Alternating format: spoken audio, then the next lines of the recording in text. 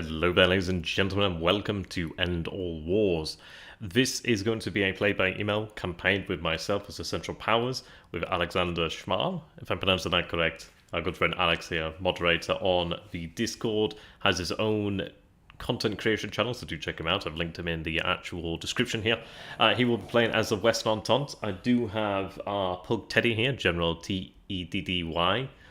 He will be providing sound effects in the background. He'll be providing the ambient noise of machine guns and artillery with his snoring. So we'll see about that. And we do have Plumbersmack as the Eastern Entente. He'll be playing as the Russian Empire and the Serbians, I do believe. If anybody else does join the Eastern Entente, I'm not entirely sure, but he will be playing as the Russians and the Serbians, I do believe. So we're going to go ahead and get here into this in just a moment. I'm just going to find... I'd love to play the actual soundtrack, but I have a feeling it's really, really copyrighted. So I'm going to be using my good old, trusty Darkest Iron and Hearts of Iron 2 and 3 soundtrack. So do forgive me in there. Let me go ahead and reveal the screen like so. Okay. So, we had a little bit of fun earlier on. It's taken us a little bit of time to figure out how to get the play-by-email working. So just for you guys in the future, if you do play this game and you do run a play-by-email, what you need to go ahead and do here is, for example, when you have... Now, how the game works is you set up a game. The Central Powers is the host. So when I create a game, so this one is called The Great War. You go into your saves, you see here, Great War. Okay. Now, the Central Powers generates a host file. The Central Powers player sends this host file to the Eastern Entente and the Western Entente players. They do their thing. They then save their game and send the ORD file back to the host. This is the orders file. Now, what you have to do is just rename them like so, and then the game will work. There is a bit of finicky nature here. Now, just ignore the random shit here. But it's like, for example, if it comes like this, it's not going to work. You need to rename it so it looks like this. So do bear that in mind. That took us about maybe about an hour or so to figure out what was actually causing the issue there. But we got in the end. So I think we're all good to go. Those two have completed their turn, and it's just up for me to really do so. How you doing there, JHDS? That is a great name. I'm going to go with Jashid. I can see a Jashid in there, so I'm going to go with that. So, yes, indeed, a new game here. I'm going to be playing a play-by-email. So, we have gone with... If I go ahead and show here, new game. We've gone for the Great War full campaign. This is from 1914, late July, to 1919 at maximum. 107 turn campaign. It differs from this one as this is the historical campaign with the historical war plans in place. This campaign allows you the choice of war plans before... It essentially simulates a mobilization. So it allows you to choose the war plans for your respective alliance before the war begins in earnest. I am using these options as shown. So we have delayed commitment, so small delay over here. Foreign entry at normal, historical attrition on, manual replacements over here. Battle plan doesn't actually matter in multiplayer. Activation, so essentially land forces will have a large movement and combat penalty for stat commanders not activated. No randomized generals, because we're not that crazy. Manual naval box handling. Historical extended pool over here. So essentially we can't recruit more than what was in theory allowed. No easy supply and a medium traffic penalty. So essentially if you're moving a couple 100,000 troops for a single province, you're going to have a little bit of difficulty, so bear that in mind. So what we're going to go ahead and do here then is we're going to load in as Essential Powers and we'll get started. I don't know if we'll finish the entire thing today at least, or tonight at least. Maybe, we'll see. If people could let me know if the audio is okay, if you guys can hear the music, if I sound okay, that'd be great.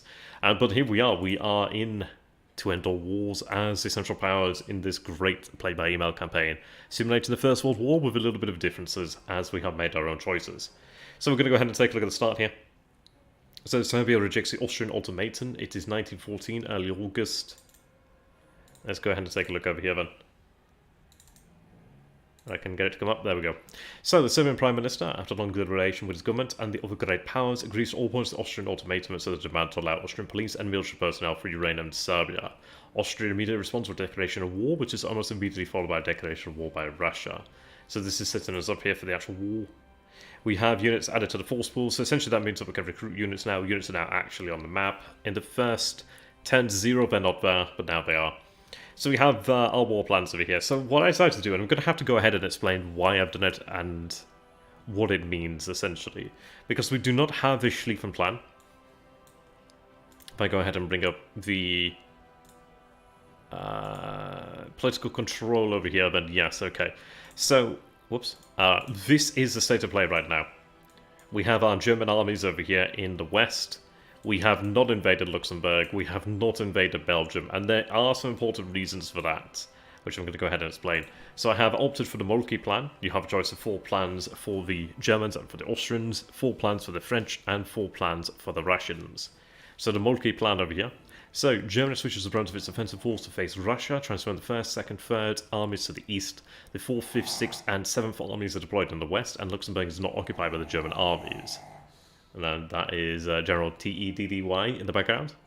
So the penalties here, the Western Entente gained 10 national morale, which is very useful. The Central Powers alignment in Germany decreases by 10%. Central Power alignment in Austria increases by 10%. You'll see that we kind of balance this out in a second. So objectives. During the turns of August 1914, Germany will gain objectives on Warsaw, Lodz, Vilna, Kaunau, Bieltorsk. I can't pronounce it for shit. But yes, we have objectives that we shall try to take. If we do take them, we do presumably gain some national morale, and the enemy will lose some national morale, I believe. So we have engagement points +2 here. We don't really gain all that much in the way of engagement points from this. We have rail capacity diminished by 800 initially, recovers by 150 each turn in August, and 250 each turn in September. So you can see that we have our rail pool over here, which is down to just 100 points right now, which is not a lot. Not a lot. Really not a lot right now. So you can see here, affects the German General Headquarters or Grand Headquarters will be established at Königsberg, under von Moltke, the 3rd, so the 1st and the 3rd armies and the 8th army will initially be attached to GHQ, and GHQ will be fixed during the August 1914 turns. And during the turns of August 1914, any German leaders on the Russian Eastern Front will automatically be active, and German units in Lithuania, Polaccia, and Poland, all Poland, will gain plus 30% cohesion at the end of each August 1914 turn. We have no various, so that is the plan here for the German Empire. The reason why I have decided upon this plan will become evident shortly enough, but I just need to go ahead and show off the plan for the Austro-Hungarian Empire. I have opted for the Kaiser plan. So, the Kaiser plan is essentially boils down to Austria attacks Russia in force, opting to deal with Serbia at a later date. We do pay a penalty here, so Central Powers alignment in Austria minus 20%, Central Power alignment in Germany plus 10%. So that recovers the 10% that we lost earlier due to the German war plan. We gained back 10% in Austria, so it's not as bad as it could be, but still not great, but we at least recover a little bit there. During the turns of August 1914, Austria will gain objectives on Lublin, Avagorod, Karl, Dobno, and Brest-Litovsk. We gain 4 engagement points. Rail capacity decreases by 600 and will recover by 100 in each turn, and then 200 in September. The Austrian GHQ will be established at Vienna under Konrad von Hotzendorf. The 1st and the 5th armies will initially be attached to the GHQ, and GHQ will be fixed during the August and September 1914 turns. During the turns of August 1914, any Austrian leaders in the Russian Eastern Front will automatically be active, and any Austrian units of the Russian Eastern Front will gain plus 30% cohesion at the end of the turn. There's no variance over here. So we've gone for what would presumably be a knockout Russia plan, and I'm not arguing with that. Now, if I was very, very, very, very tempted to take the Schlieffen plan, because it's quite good in the fact that you do have like the forts of Namur and Liege just occupied as you begin the game. It puts you in a very strong position to push through Belgium and to try and tackle the British Expeditionary Force. You can potentially deal with the French, or at least you can strike a blow against the French. You can engage the French army. And that doesn't mean it's necessarily a good thing. It puts pressure on France, and the difficulty that we're going to deal with now is I'm not putting pressure on the Western Entente as such. But at this moment in time, and as I will expand upon, the Western Entente is just France right now. So bear that in mind. We have the French war plan chosen by Alex over here. He has opted for Plan 13. Now, this plan has the French army assume a defensive stance in the west, hoping to draw the German army towards the heavy fortifications of the Franco-German frontier. The Western Entente, however, pays a cost of -10 national morale. So the 10 national morale that I gave to him, he's actually lost that, so he's back to where he was to begin with, so that's not too bad. At least we haven't empowered him. I believe victories gained if any side has 150 national morale or something of that nature, at least one of the conditions. There are some interesting conditions as well for victory. We can see here that Entente alignment of France decreases by 25%, which is actually fairly hefty. We've been able to recover our own in Austria. In Germany it's recovered. In Austria it's -10, but yeah, he's paid -25% there. There's potential that we could do something about that. But he'll recover as well because he has, during the terms of August 1914, French will gain objectives on Verdun, Nancy, Toul, Epinal, and Belfort. So defensive objectives, of course, we're not going to be going for these as such. We have the capability to potentially chase them, but he's gone for defense. He's concentrating his forces here to repulse us, so it's not like an ideal thing to do there, really. So he gains 4 engagement points. He loses 1,000 rail capacity here, but it recovers by 200 in each turn in August and 300 each turn in September. The French general headquarters will be established in Nancy under Michel. The third to the first, so the first to the third armies will initially be attached to the Grand Headquarters, and the Grand Headquarters will not be fixed in the August 1914 terms.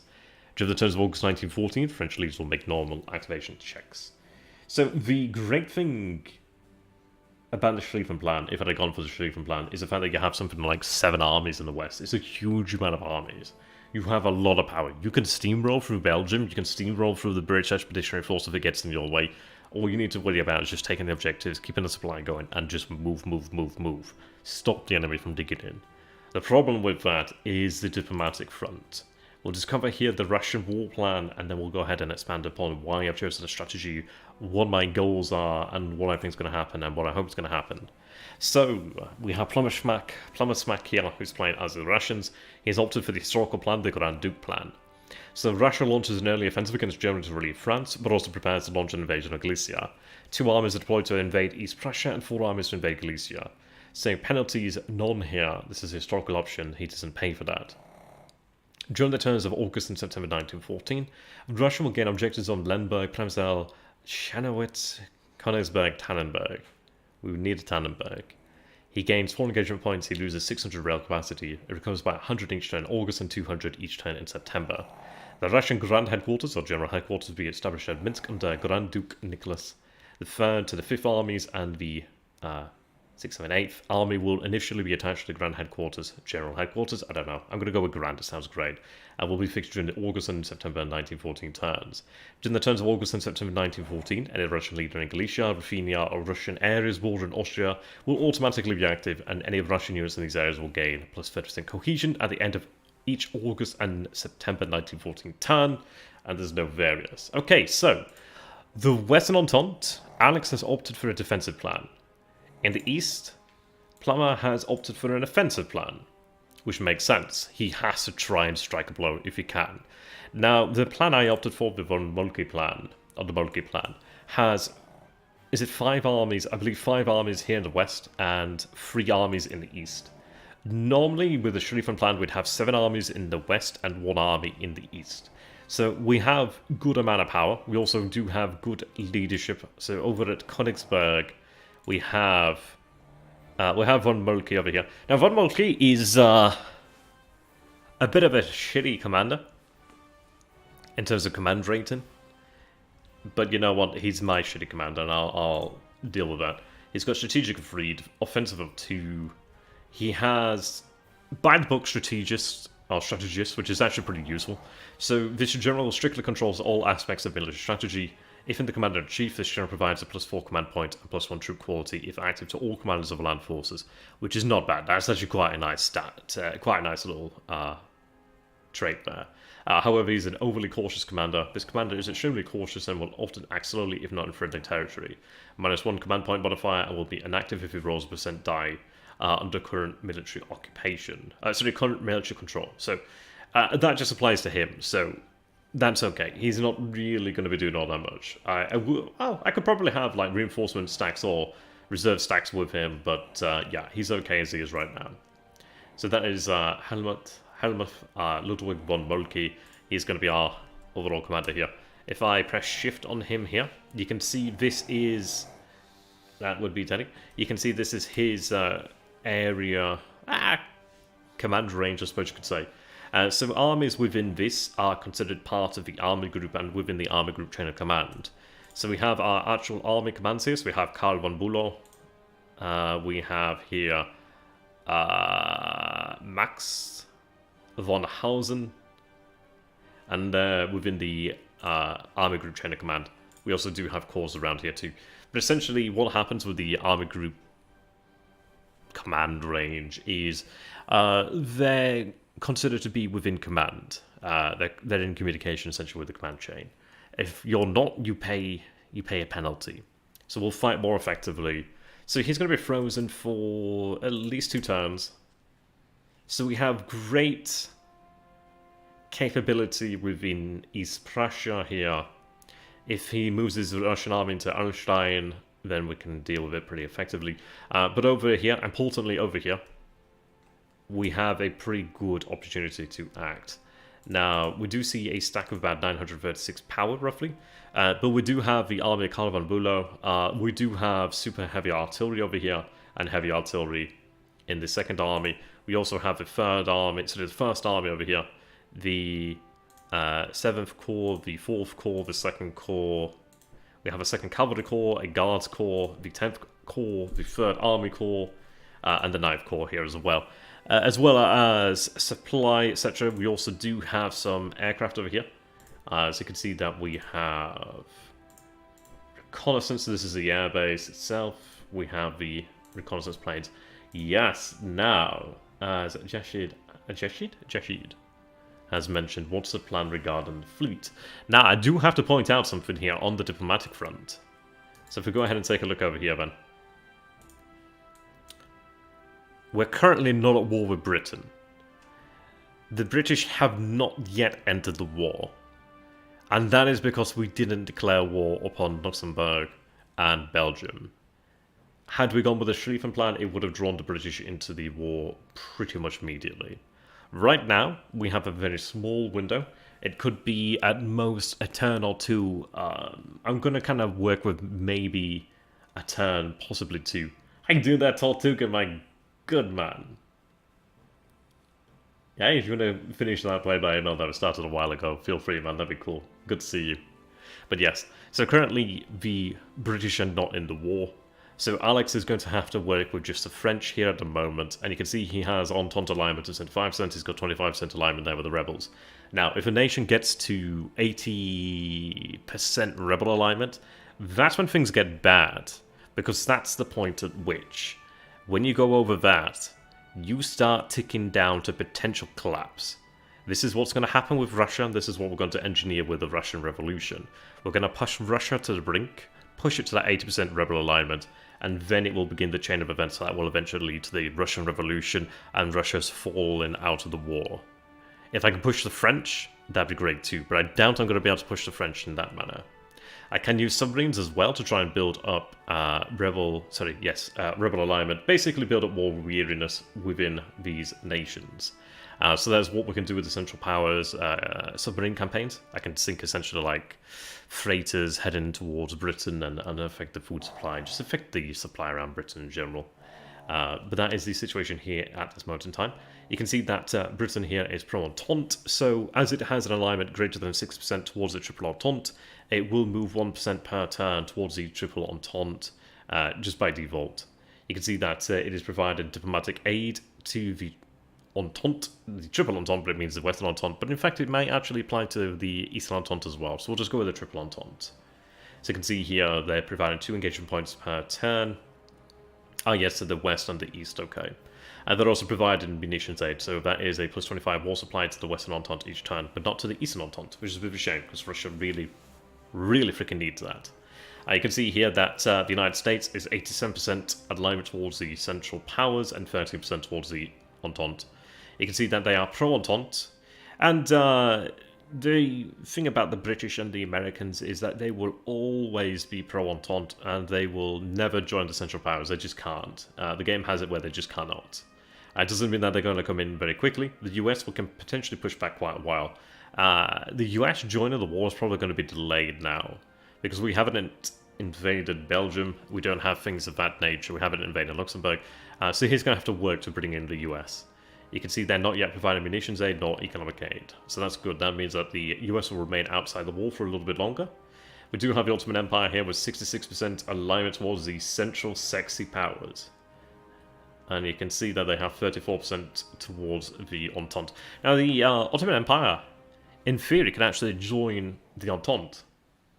They're usually within the Central Powers camp. But if I didn't do anything or didn't fight very hard for the Entente, fight very hard against the Entente, they could very well join and I would lose them. But they are currently pro-Central Powers, and they would naturally move towards me at this moment in time. They're also providing me 2 engagement points per turn through diplomatic aid. Now, Italy is another big one. Now, currently, Italy is in the Entente camp at 55% and 45% towards myself in the Central Powers camp. It doesn't mean that it's a certain deal towards the Entente. We do have the capability to bring Italy in, and I would very much like to bring Italy in, or even just keep them neutral. Italy, of course, being here in the center, is in a very strategic position. If Alex gains the Italians, he's going to gain their navy, he's going to gain their army, he's going to gain their industry, he's going to gain their manpower, he's going to gain their willingness to fight.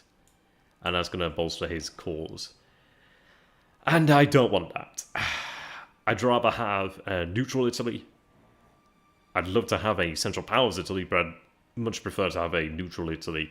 But if I did manage to gain Italy, it would put a lot of pressure over here on southern France. It would make it really difficult for him to be able to push. We'd be able to have a nice buffer here and work in the Alps. Okay. Beyond that, Serbia is fighting as part of the Eastern Entente. Greece is 50-50. Bulgaria is leaning towards the Central Powers. And I can quite easily pull the Bulgarians in. But there's a couple of things we can do here. We do have a couple of events. I could recognize Bulgarian war goals in Serbia and in the Balkans. But if I do that, I mean, granted, if I do that, it does bring the Bulgarians into the war on the side of the Central Powers that much sooner. They will enter sooner. But if I do that, it does mean that Greece, Romania, and what is the other Balkans power I'm thinking of here? Greece and Romania. I think it's just Greece and Romania. Yeah, Greece and Romania. They're very likely to go to the Entente. They get a big push that way. So what I'm going to do is I'm not going to recognize Bulgarian war goals. I'm not going to give them shit. I will still get them into the Central Powers, but I'm just going to do it the old-fashioned way. They're not going to get shit, and I want to have Romania. Now, currently, Romania has 65% alignment towards the Central Powers. If I can bring that again up to 70%, I can actually really compound that. Greece would be great too. Now, Greece is neutral, but if I bring Greece in towards the Central Powers, that would be, wow, okay. That would be great. We'd have the Balkans completely under our control. We will have eventually the Ottoman Empire. It means I have a lot of manpower that can swing towards either end. It does mean that we have to protect the Balkans, but I'm going to have a lot of manpower to be able to do that with. But at this moment in time, Belgium is neutral, but they're also providing agricultural aid towards the Central Powers. So what that means is there's a chance each turn that I can regain alignment. Now, in this game, we do have the blockade system.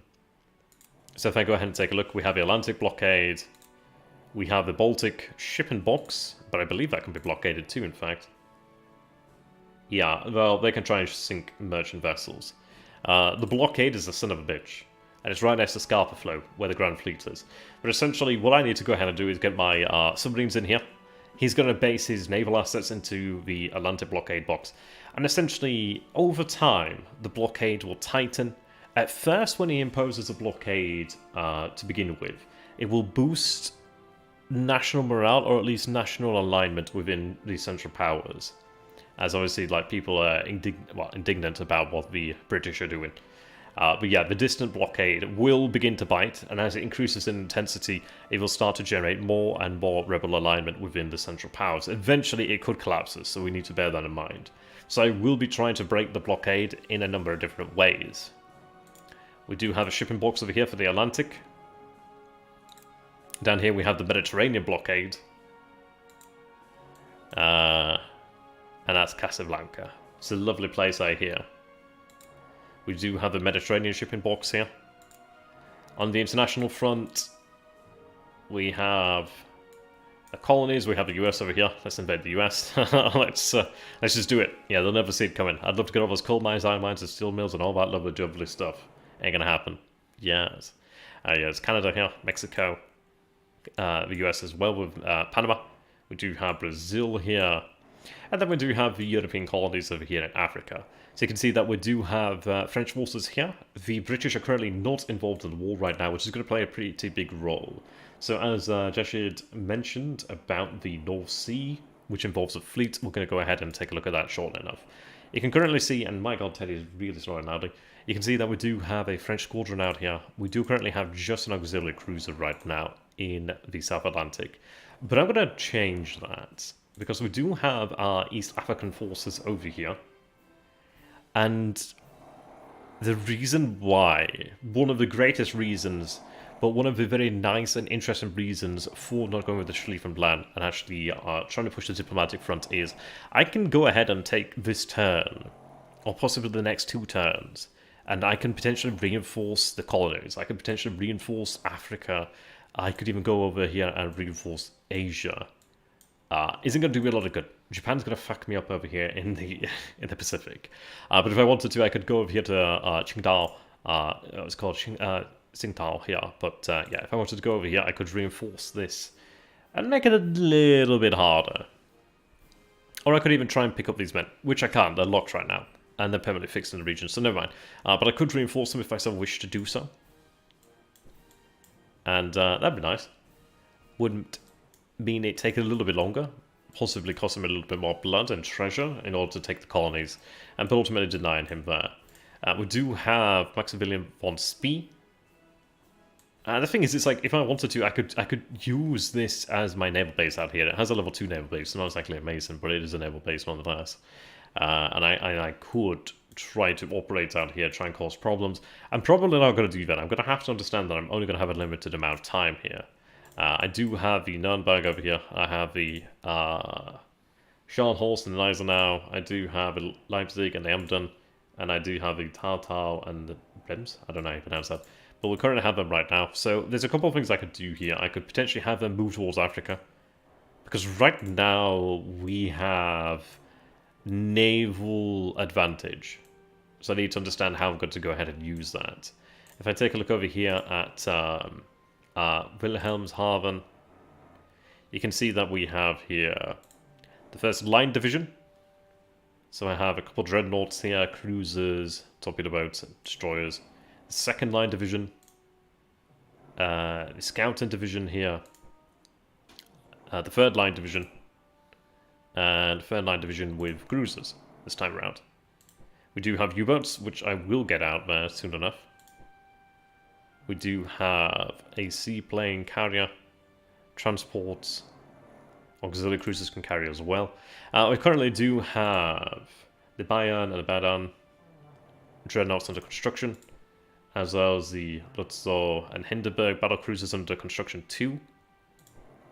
We do have Hugo von Pohl over here as our admiral. So we do have the North Sea fleet here, or the Imperial fleet, to work with. We do have another division over here and a reserve division too. So we have a lot to work with, and that is going to be a lot of fun. So what I'm thinking about doing is, while we have the opportunity, while the British are not in the war, is I could look to reinforce the colonies. It's not going to be easily done because I don't have a lot of forces that are available right now. We also do have this transport liner squadron here, so the Emden and the Kaiser Wilhelm. So they can carry a good deal of forces there. Yeah, transport capacity of 5, so medium transport. And importantly, it is quick. They're very quick. I would like to have them obviously escorted though. I do have a riverine transport, but that's not really going to matter. They're not going to be going out to Africa, are they? Unless you can find a river to Africa, then that would be useful. But I do have a number of forces around the area that could move there. Forces will unlock soon enough. But for example, I could take, yeah, there'll be 2 turns. There could be a couple forces out here that I could use to try and have moved out. There is something to be said about having the North Sea fleet. North Sea? Is it an off-sea? I can't remember what the bloody call it now. God damn it. I could have the Atlantic Fleet deployed if I wanted to. And it could be useful to try and engage the French, but I don't think he would be out here. There's also a very crazy plan of where... And it's not really realistic because we do have Gibraltar over here, which has its fortress guns. And I could bypass Gibraltar, but it would hurt. It would see me take losses if I could even bypass it. Yeah, so there's maybe a plan to get into the Mediterranean, but I don't think it's going to happen. Frankly, what I'm thinking about doing at this moment of time is just maybe selling out the High Seas Fleet. Yeah, that's it, the High Seas Fleet, isn't it? The High Seas Fleet, that's it. And maybe try and find the French. They don't have a great deal of strength right now.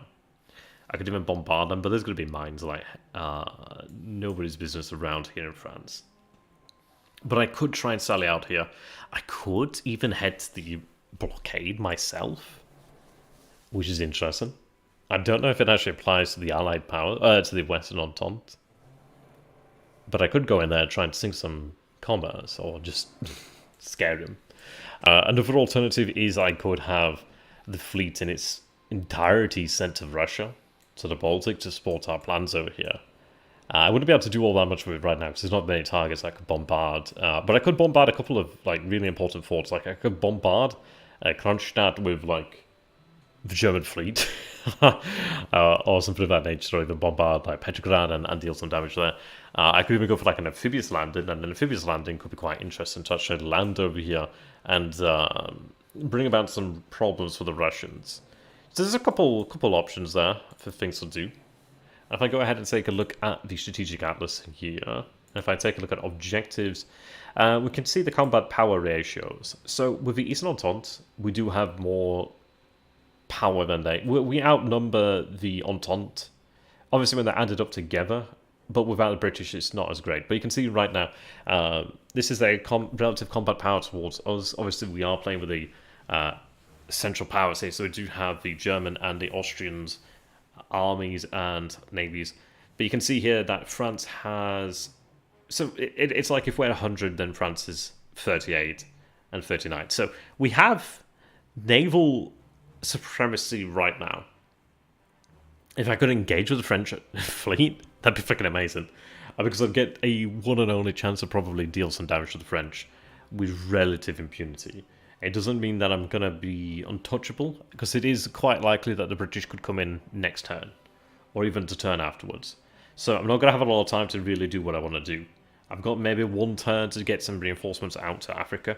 I've got maybe a turn to have naval forces from across the world return to Germany, which is not even a bad thing either, because it means I could actually empower the fleet a little bit more, bring us some additional forces. We do have a Gobind and the Breslau in the Mediterranean. I don't think they can actually make it back. I'm not too sure, because, well, I mean, technically they could. We do have a Gobind and the Breslau over here. I could have them return, but they may get shredded by the guns of Gibraltar, and that would suck. Go on, Teddy, go to sleep. Go on. He's just sat on his bed looking at me now. He's very sleepy, but he's being stubborn. Go on, Teddy, get some sleep. But yeah, we'll see what we can do about that. There's an option where I can give the Gobind and the Breslau to the Ottomans, and that will draw them closer towards the Central Powers. But I think what I'll probably go ahead and do is just build up the Austrian Navy. We do have some assets over here. So yeah, we do have the Austrian fleet out here. They do have 3 dreadnoughts, a good number of battleships, some cruisers. They don't currently have a dreadnought. Sorry, they don't currently have a battle cruiser.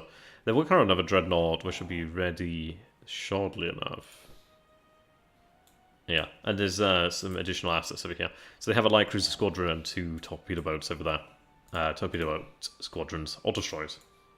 So yeah, there's a lot to be said about having the Gobind and the Breslau head to the Austrians and link up with them, because it gives them a battle cruiser. The Gobind is a single ship, but she's a good ship. Actually, does have capability. It does also bring a relatively capable admiral. He's a blockade runner, very hard to catch, which is actually pretty useful. Because you can see here, if the command allows an easy retreat in the first hours of the battle, and we have a multinational commander. So he can obviously lead Austrian or German, no problem. Or even Italian in the future, even Ottoman, or even Greek. I don't think Bulgaria has a navy, but the Greeks might. Maybe we could get the Albanians in here, but yeah, we'll see about that. So that's the current strategic landscape here. It's going to take us a little bit of time to organise, so what I'm going to go ahead and do here then is just take a look at the Austrian front, and we'll inspect. So over here on the Italian front, you can see that we do have a number of fortresses right now. You can see that this diamond indicates the size of the fortress. This is a level 2 fortress. This is level 1. Level 1, level 2, level 2, level 1. These are the fortresses that guard the Austrian flank and guard the underbelly of the Central Powers, essentially, besides the Balkans. Now, there's a couple of options that we can actually do regarding these guys. I could, for example, cede this territory or cede some of this territory to the Italians, and that would draw them closer towards the Central Powers. But it does mean I lose these fortresses as they switch to the Italians. If I do that, I do lose the guns. So what we're going to go ahead and do is likely pay to have the guns removed from a fortress and made mobile, so I can use them to crush some Austrians. To crush some. Well, maybe if there's any Austrian prisoners of war that fight for the Entente, but I'll use them to crush the Eastern Entente or even to subdue the Western Entente, because I do have to bear this in mind. There was a plan called the Crown Prince Plan, where I could have had 4 armies in the west and 4 in the east, or something of that nature. But I decided to go for the Eastern Offensive Plan, which has 5 armies in the west and 3 armies in the east. And the reason for that is, we're quite fortunate in the fact that he's gone for the defensive plan, because he's not really set up to go offensive, but it means that we can actually hold this, and I'm gonna have to hold this. This narrow frontage here is gonna see potentially millions of men die. Well, maybe 1 million men, maybe a couple of 100,000 men. Definitely in the thousands. How you doing there, Kaizen? Yeah, this game's great. Really great. But yeah, there we go. So that's coming the Italian front to the French front. We do have the Serbian front. Something to bear in mind as well is, while I've gone for a very offensive plan towards Russia, I'm not entirely going to focus on Russia. I'm thinking about sending a German army or taking a Austrian army or 2 further and having it sent towards Serbia, but it depends. There's a certain point at which we're going to kind of subdue the Russians and then turn and defeat the Serbians, so then I can have all of our forces moved out from the Balkans and then concentrated. But we'll see how it goes. There was a plan for the Austrians to concentrate their offensive on Serbia, but it pisses off the Germans. It really makes the Austrians happy, but it kind of leaves you kind of like left on a hope and a prayer in the north.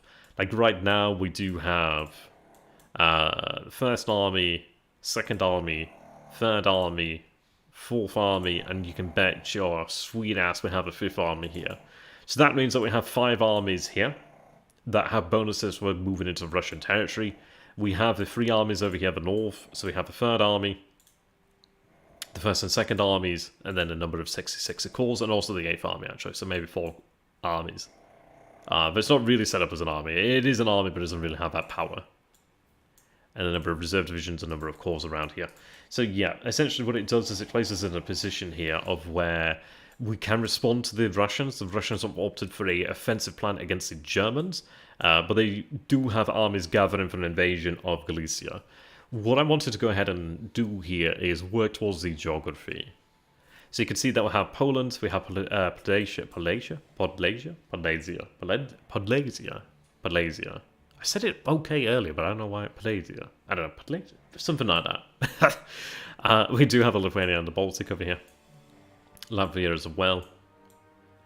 Podolia. Oh, that's it. That's the other region.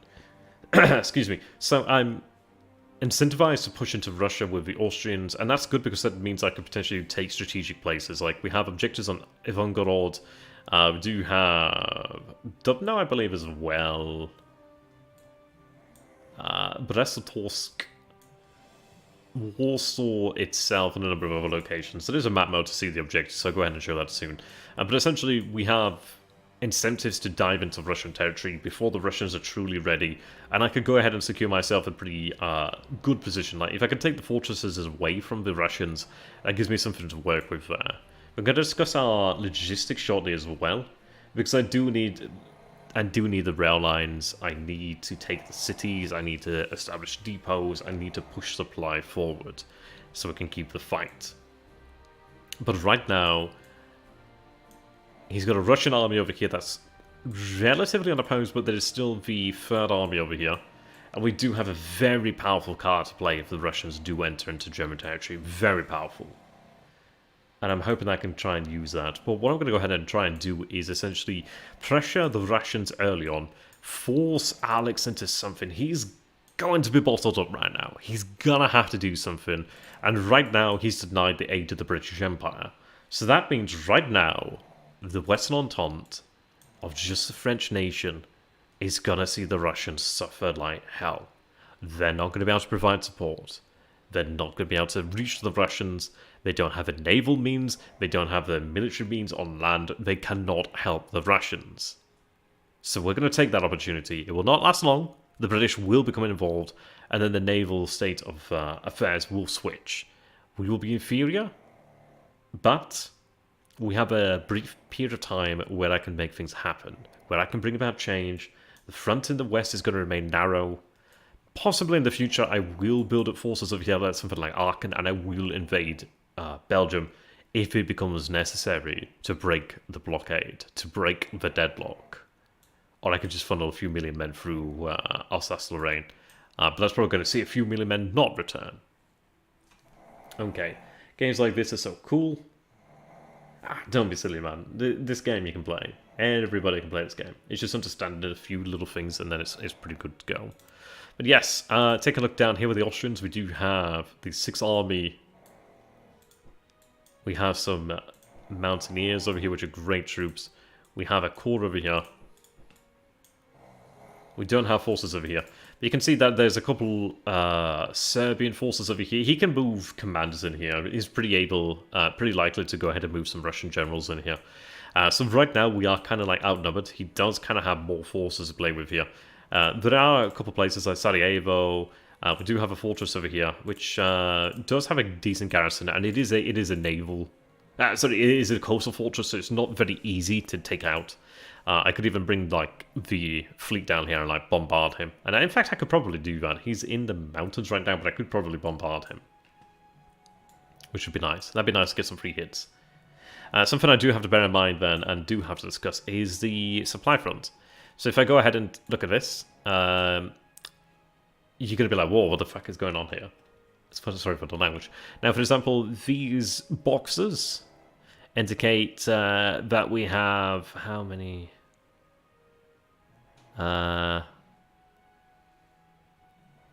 We have at least 10 Amazon orders here.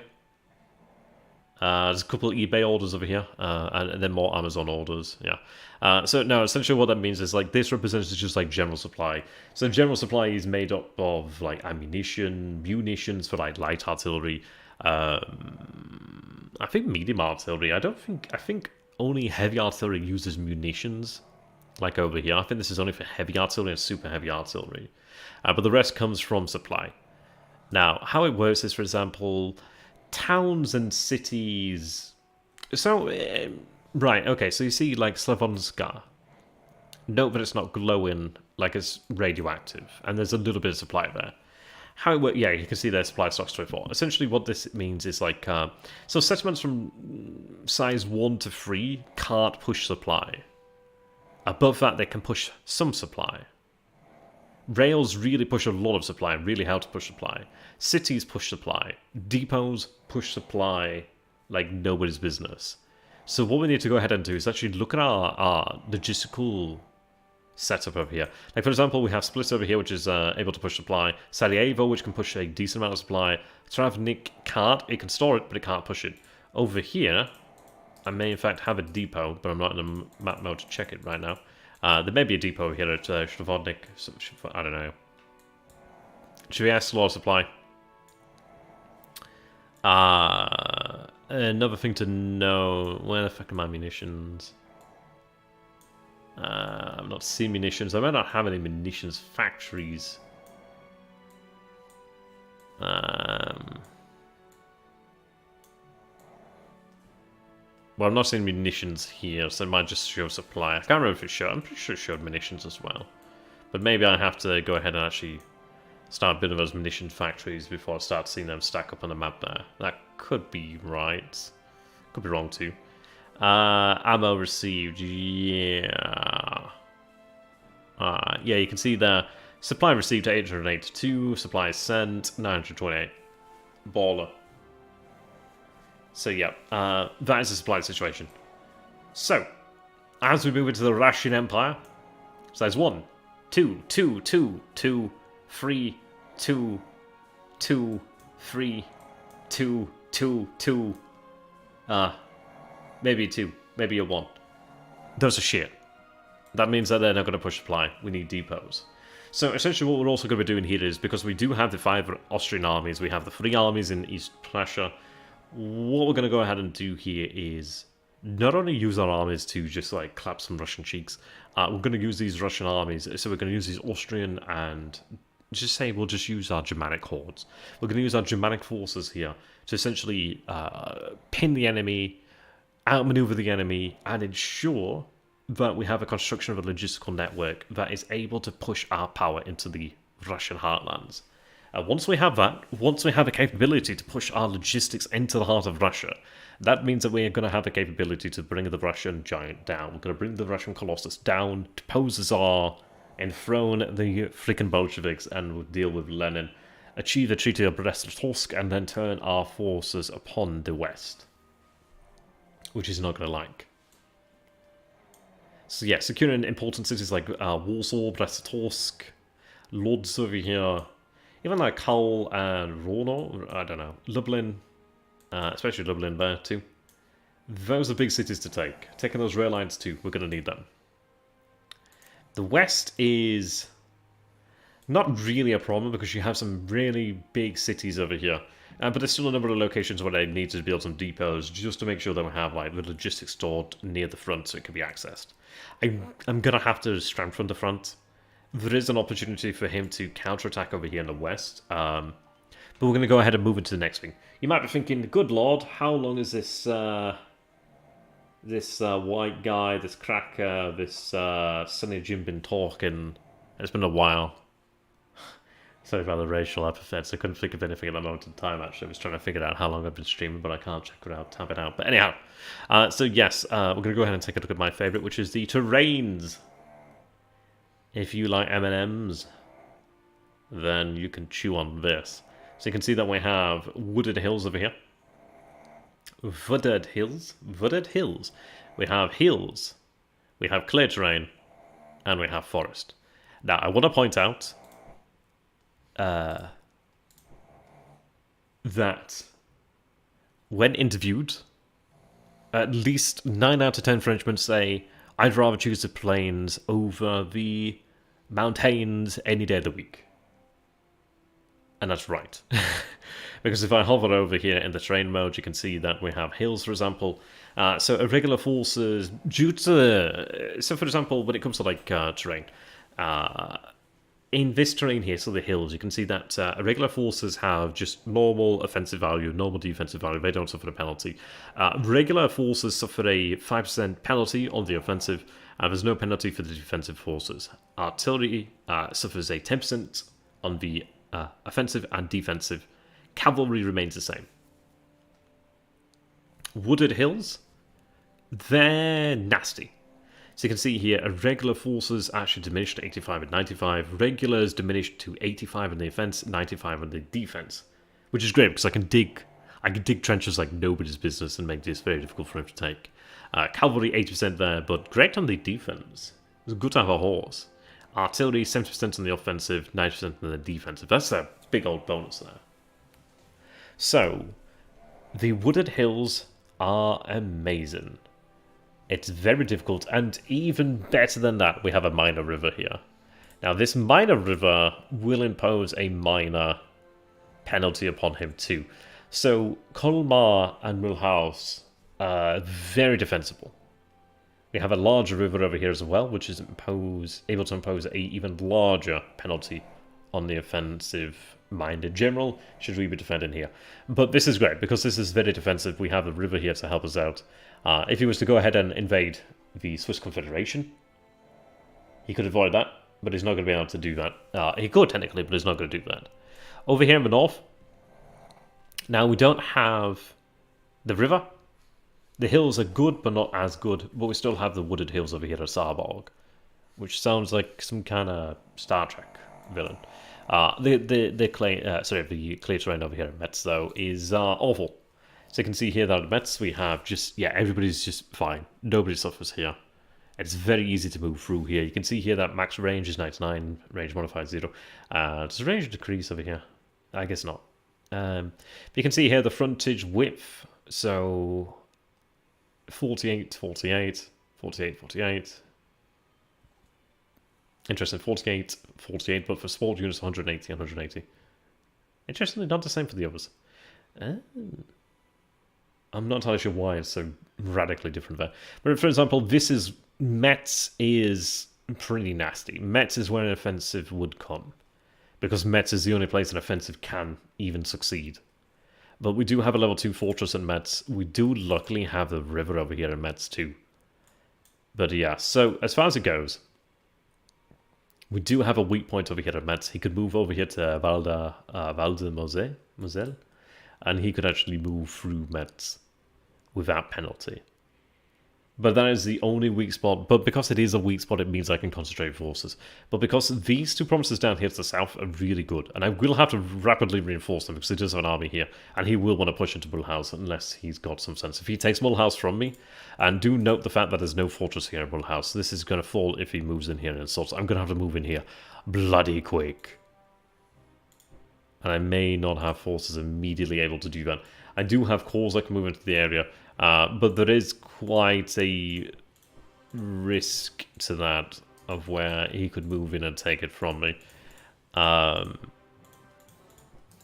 I'm going to have to weigh some options. I could send some corps to reinforce it, but without an army command, it's a bit of a trickier issue. It's not the worst thing in the world because he's not going to have that many armies right now to play with. He's not kind of set up for an offensive operation, so gotta kind of hope for that. But I do need to take Mulhouse. I need to secure the living hell out of that because I have like 100% military alignment over here. It does mean that you have to have a certain level of military alignment before you can actually start to gain supplies easily there. I can't recall, but I think you have to have a certain level before you can move supplies through it. Armies can bring supplies with them and munitions with them. Like for example, we have munitions over here. We have supply convoys or supply trains over here, so they can bring their own. They can bring their own lunch boxes. So yeah, there's a lot to discuss when it comes to this. It's a really great game. One of my favorites. These forces are not active. By the way, you can see here that independent units, so these are units that do not have a commander, they're always active. What that means is that they don't have a significant penalty, but these guys will have a significant penalty from not having a commander. But for example, we do have the army commander over here, Oscar Potoyerek. I don't know how you pronounce it. But for example, he has a orange envelope, or brown envelope. That means he's not activated. And with how we have our rules, he would take a significant command movement, whatever you want to call it, and especially combat penalty. He's also a vainglory strategist. But it only applies to him if he's commander-in-chief of this theatre. I think it can appoint different commander-in-chiefs to different theatres, but I'm not as on the know about that. But yeah, for example, while this guy can move, he's not activated, so he would fight with a significant penalty. I'm not going to be going ahead and storming Belgrade. If I did have enough men, if I had gone for the offensive against Serbia, I could potentially have done that, but I don't have that set up. So we're going to have to fight a longer, protracted campaign here against Serbia. I'm probably going to have to play a bit of catch-up versus Serbia, because he can move in here and just take this over. Oh yeah, you can see he has a depot here. A size 1 depot. I do luckily have a fortress over here at Zimmern, which is useful. So I would like to reinforce that. But yeah, having that fortress is great. He could move in there to assault it, but again, I have that fortress. So we'll have to see. I'm probably going to be crossing over here at Loznica, and then marching over here, because this is woods. So it's not clear, but it's not as bad as it gets. Belgrade being clear terrain is really a godsend because it means that while they have a fortress, I can still defeat them over here. And I would look to cut off Belgrade and deal with Belgrade, and then we can shift them down. Once Belgrade falls, it kind of begins to fall apart for the Serbians. Over here, we do have some lakes, which are really nice. If I go ahead and take a look, you can see that we have moors over here, which, as you'd imagine, is not great offensive terrain. So these areas do have a natural advantage there. You can see that we have a lot of forest. Forest isn't terrible, but it's not great for the offender. I was going to say for the offender. It's not great for artillery. On the offense and defense, they're about the same. But yeah. We have marsh over here, which is really not nice. But as far as it goes, like, East Prussia is generally protected by a lot of its terrain. It definitely helps us out. So if we're fighting as a defender, we're generally going to trade pretty effectively. Over here in Russia, you can see that there's a lot of plains, a lot of woods actually. Woods are not that bad. They're not great for artillery, but they're not that bad for general offensives. Marsh, well, moors are obviously not so great. A little bit of hills there. Love that bit of hill in one of these two. We'll be moving into the Russian heartlands here. Especially in the south, it's a lot of plains. A lot of clear here. Okay. The Austrian Empire, yeah, there's a lot of hills. This coast here, the Croatian coast, is pretty well protected. And we do have, if you squint, maybe what could look like ham sandwich. I don't know. No, even if you squint, it's almost like a Picasso painting. But yeah, we have mountains. Mountains are amazing. Like, look at that.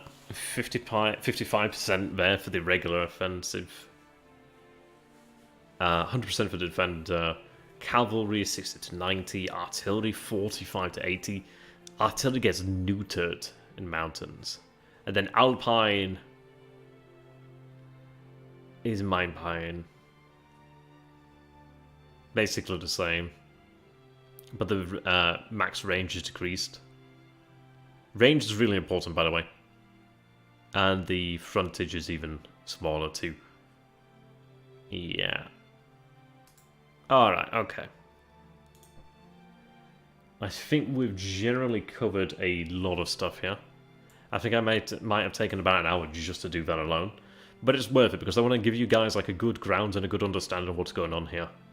We'll go ahead and take a look at Africa, actually take a look at what we're dealing with here. I'll probably deal with the international and then move to the national. So if I take a look then at the terrain, we have jungle. We also have very harsh weather.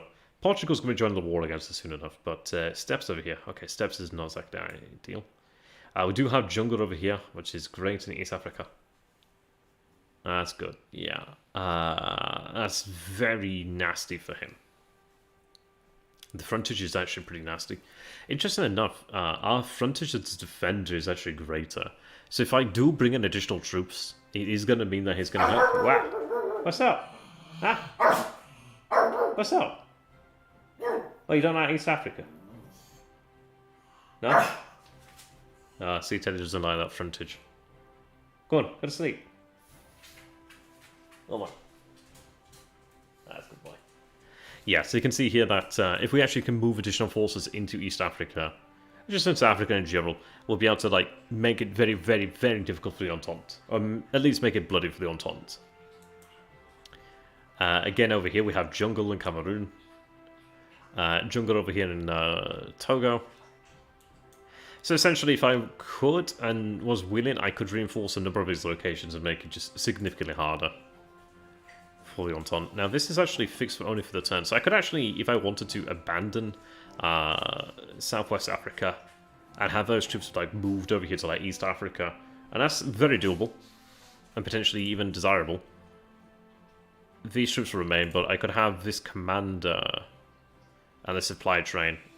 This commander has some colonial troops over here. How many men? Yeah, just shy of 14,000 men. So I could have those men actually moved over here to East Africa if I wanted to. We do have Von Leto commanding just shy of 26,000 men. So you can imagine if I obviously move additional troops over here. If I move like a division of men over here, that's going to make it difficult for him.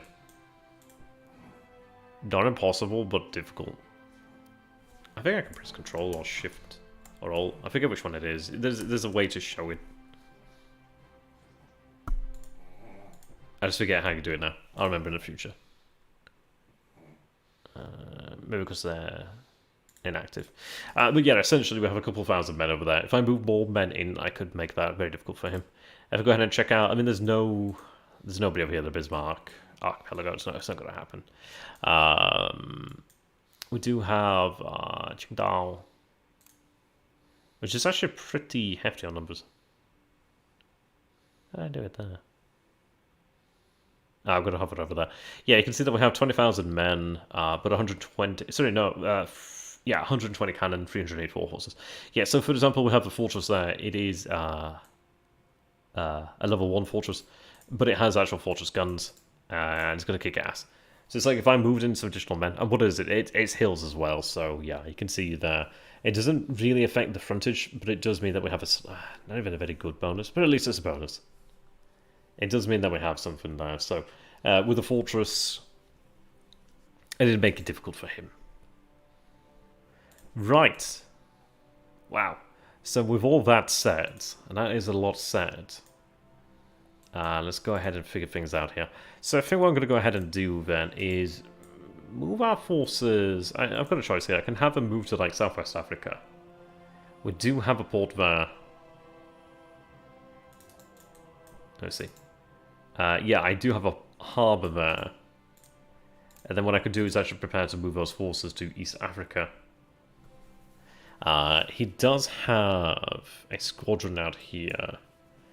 But I think if I assemble those forces, we'd probably have a capability to get our forces through. Like, I do have some cruisers around here. I could have that, yeah, we have Raiders, we have Dresden. Combine them over here. So we have the Amazon, the Dresden, and the Cars. I don't know how to pronounce it, but there we go. So we have a couple of them. What I'm going to go ahead and do then, I could have them return to Europe, but in fairness, actually, I could probably do more in this turn here. So what I'm going to go ahead and do then is not disband them, of course. I'm going to tell them to evade combat. So they're set to defensive, but defend and retreat. Still try to retreat as soon as they can. These guys passive, so passive sounds like they're possums. In fact, I'll have them passive too. I'm going to tell them to evade combat as well. For essential, they're going to head over here to Southwest Africa. I'm going to issue same orders over here. Now it says shame that the Nürnberg is actually not able to link up immediately with other forces, but we can move and do the same. So go passive. I do have Maximilian von Spee over here, and he's a good commander. He's in fact a very good commander.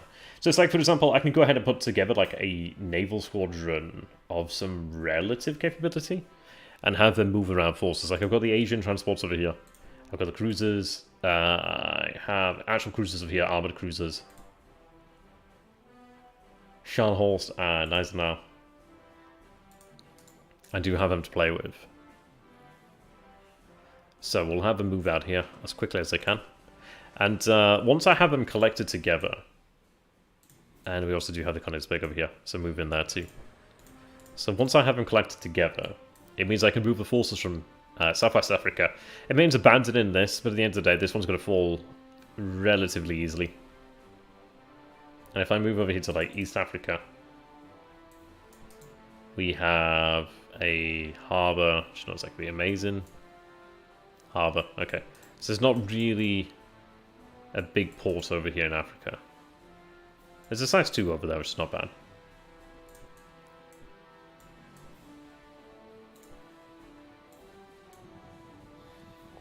In fact, I probably want to have that in the settlement just in case.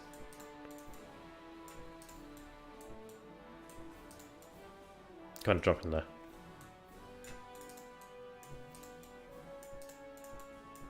Okay. They've been a bit stubborn, but I can tell them to enter structure anyhow. So, for example, we have the second corps over here. If I can get another commander in there, that'd be good. But you can see, for example, we have an entrenchment value of level 4, which is, wow, it's even more difficult. It's vicious for the Entente. So, for example, you can build up to a maximum of like level 8. And you can see, like right now, it would take an additional 269 days to reach the next level. Yeah. So if I keep an entrenching here, or basically like just keep building up defensive works, it's going to become even harder and harder. I think it adds like a 100% bonus or penalty, whichever way you want to look at it, towards the attacker. So it's like, for example, you can build up like level 8 fortifications. Like level 8 fortifications, like trenches, are basically like the Hindenburg line levels of like defenses. Basically anything that is like not a permanent fixed fortification, like constructed fortification, like these big fortresses. But yeah, you can really dig in like crazy.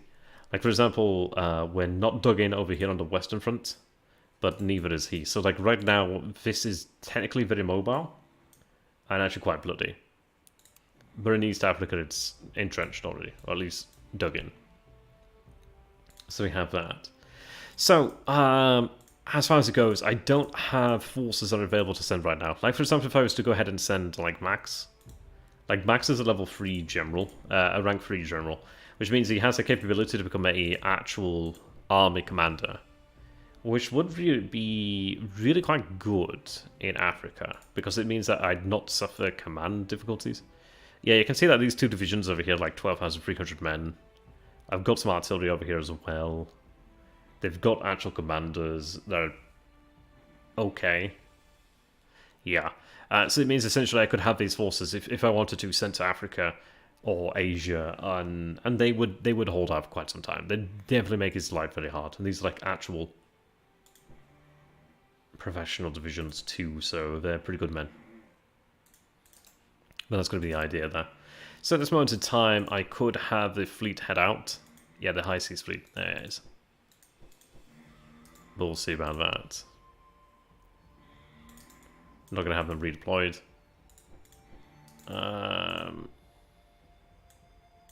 Right. So what we're going to have to go ahead and do now is just take a look at the economy that we have. So right now we have 5,336 victory points. We have 794 state funds. We gained 634 a turn. So you can see there, change from cities income 622, change from strategic and other events. Yeah, decisions and events 628, final amount 794.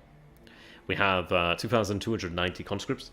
Now you can gain conscripts when new nations join your alliance. You also do gain conscripts each turn. I believe the amount of conscripts that you will gain decreases over time. But yeah, conscripts are great. We're going to need them. We're going to be losing quite a few thousand men. So yeah, I'm going to need them. And we do have 114 tons of war supplies. Just not a huge amount. Looks like I can produce 249, but it looks like we have optional events that take a number of there. So we'll have 261 more next turn. Rail capacity, we have our engagement points over here, and we have ammunition. So that is the economy right now. What I need to go ahead and bear in mind here then is in the decision mode, you can see that we have a number of choices here. We have a major diplomat. This is essentially, think of it like your major diplomats. You can only have one of them, because there's only a few major powers here. Like for example, even though I can't bring the UK nor the US into the Central Powers, I can send a diplomat there to try and delay their entry into the Entente. So each turn there's a percentage chance equal to the region's alignment towards your alliance of moving the nation a further 2% alignment towards your alliance. So if the Western Entente plays this choice in the US, which is currently at 6% Entente alignment, there'll be at least a 6% chance of the USA moving 2 points to the Entente. Yeah, it's 200 state funds and free engagement points. It's not super cheap, but diplomats are really, really worth it because you need to play the diplomatic game. We do have minor diplomats over here. These cost 50 state funds and 2 engagement points. I currently have 12 engagement points right now, so we'll have to see. I do have unlocked fortress guns over here, which is 1 engagement point, 1 national morale, 200 victory points, which is relatively cheap, and I can afford to do that. So, yeah, it's recommended to only use this decision if in dire need of artillery due to lack of state funds, war supplies, or due to time constraints. The cost and morale of BP makes it prohibitive to strip large number of guns in this fashion, which is not wrong. But right now we're at 100, which is the baseline anyhow. But what I think I'm going to go ahead and do is strip these fortresses of guns. I think I'll probably leave these coastal ones, so just these three over here.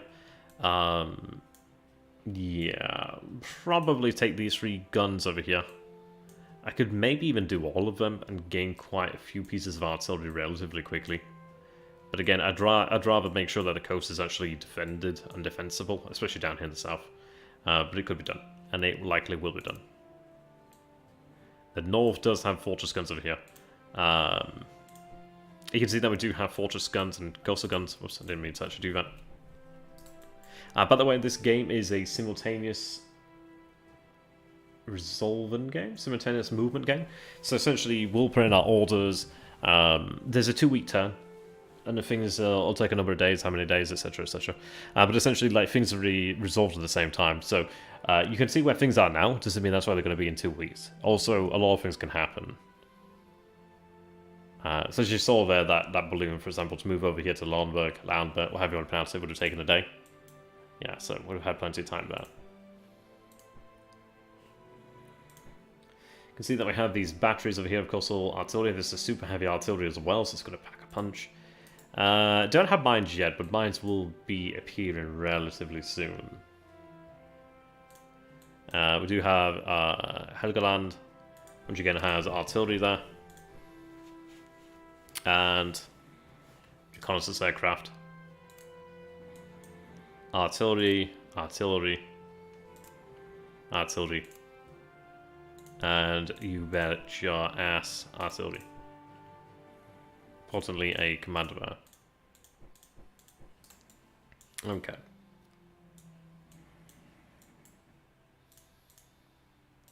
Something that I do have to bear in mind is the potential for the Entente to invade northern Germany. But I do have at least fortresses over here. Or at least I do have coastal artillery and artillery in general along the coast. Some places, not all places. Danzig's relatively well defended. So we do have these fort batteries over here. Yeah. Königsberg. Defended there. Coastal batteries. Not massive batteries, but they still have them. Okay. Can I get a sense of what the Russians have over here? I can't actually see it, but we're going to be aware that there's going to be some pretty hefty defenses over here. Defenses, yes. Right, so let's go ahead and see what we're going to do here then. We're going to look towards what we need. So I'm going to go ahead and play our diplomats here, for example. So what we're going to go ahead and do then is, like, currently Italy is at 45%, the Ottoman Empire is at 66%. I want the Ottomans. I don't really have to push too hard for the Ottomans because they're going to come in probably very soon. But I can't just rely on that. I'd rather get to 70% to really help that out. I could try and delay the entry of the British. And that's a genuine play, but I do have a very low chance of doing that. The Entente's going to find it very easy to bring the British in. They're going to move very quickly towards joining the Entente. So at most, I could try and push them back a little, if at all. But I think it'd be kind of a waste of resources. I'd have a much greater chance of success in the US. I'd have a very good chance in the US of actually trying to delay them just a little bit more. But again, it comes at a cost. So it comes down to really, do I want to try and push the Ottomans towards joining sooner rather than later? Or do I want to try and bring the Italians towards the Central Powers and try and deny the Italians towards the Entente? And that's a difficult choice. I could even just ignore this and retain those state funds and engagement points and not spend them right now.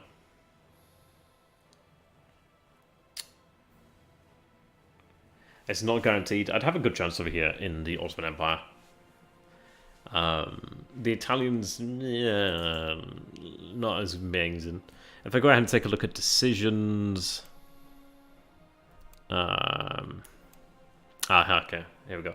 So we have political options here that are currently unlocked. So we have the Kaiser's goal to Turkey.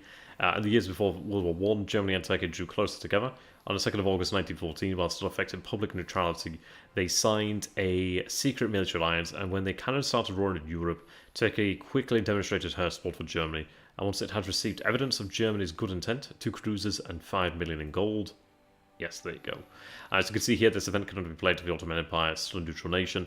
So the Ottoman Empire shifts 10% towards the Central Powers, but that cost me 500 state funds, which is a lot, and engagement points. You can see here that the government of Breslau, I can give them to the Turks, assuming they make it there. Yeah, so they just need to not be sunk. But for example, at the outbreak of the First World War, the British fleet attempted to intercept the German battlecruiser SMS Goeben and the light cruiser SMS Breslau. The cruisers evaded the British, passing through the Dardanelles to reach Constantinople. Their arrival was the catalyst that contributed towards the Empire, the Ottoman Empire joining the Central Powers. So, those ships would serve with the Ottoman Navy,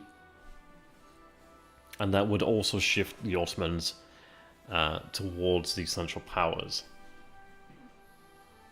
There is something to be said. I mean, that would cost like 10 engagement points. That would like cost most of my state funds and most of my engagement points in the first turn, which is not exactly ideal. Granted, it would bring the Ottoman Empires a grand 20% towards joining.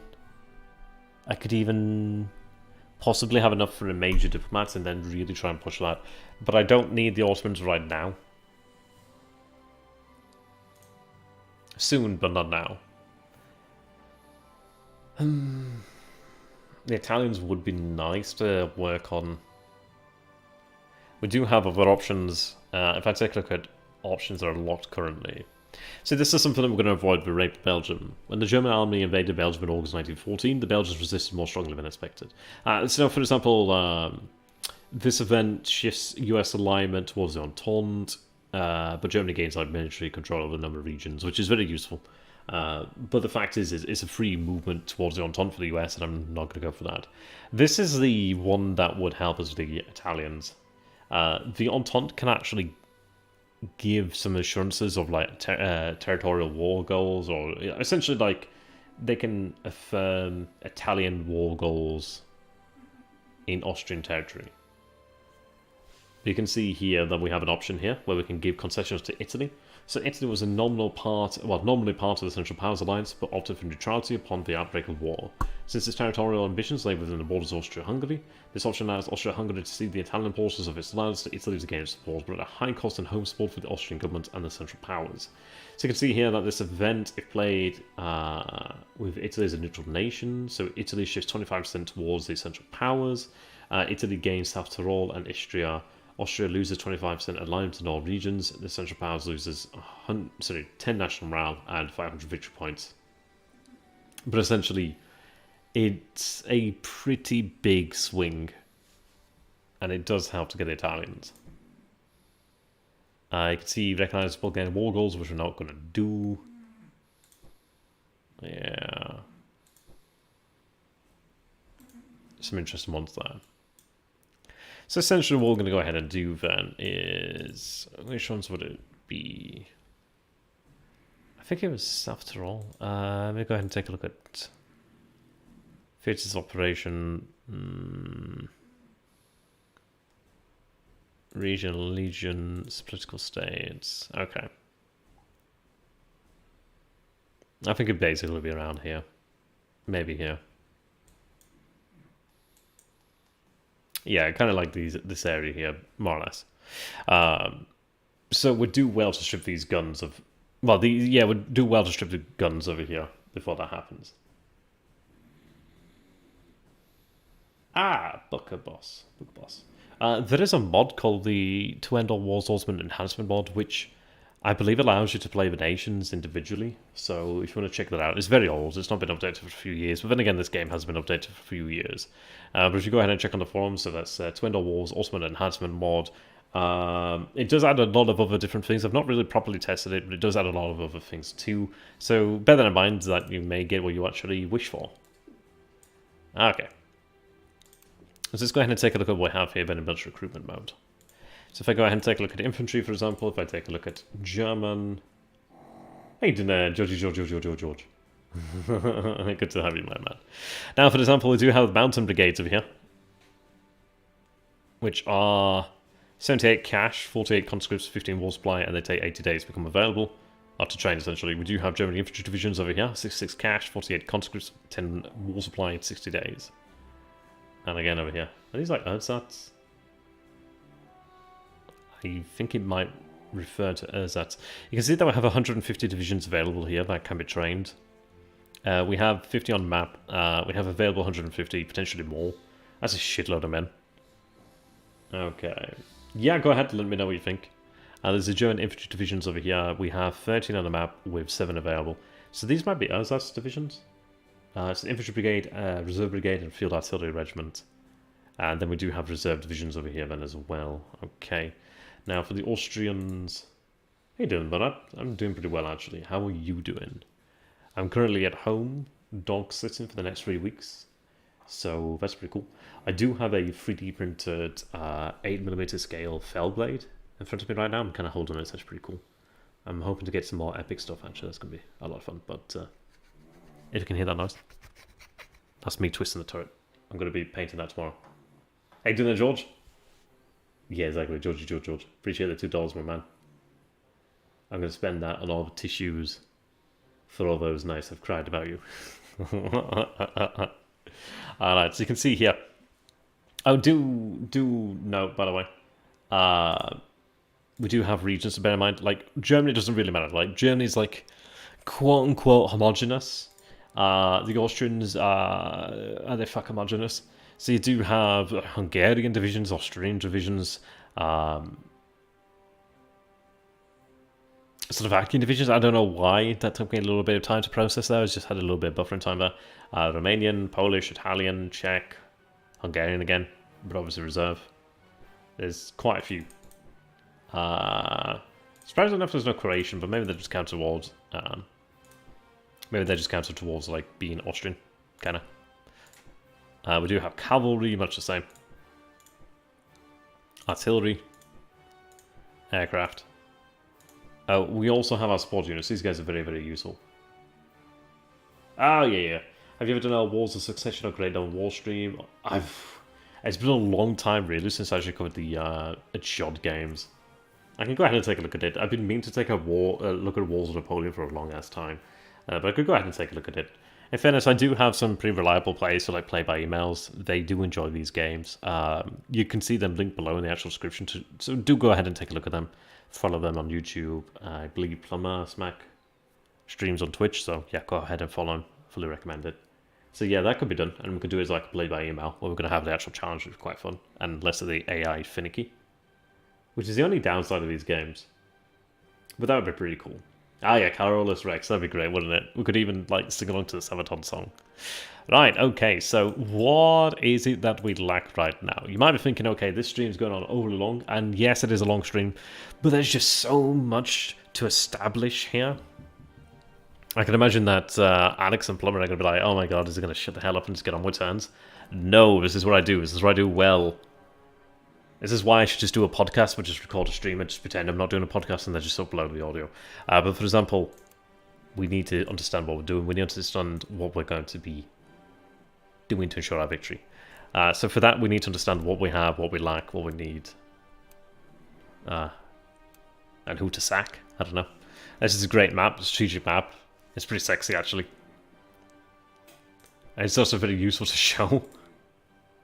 Ooh, can I bring up Epic Pen? Oh, fuck yes. Okay, that's amazing. I'll update you later. Okay, this is great. I love games where I can use Epic Pen. Right, so let's go ahead and take a look at this.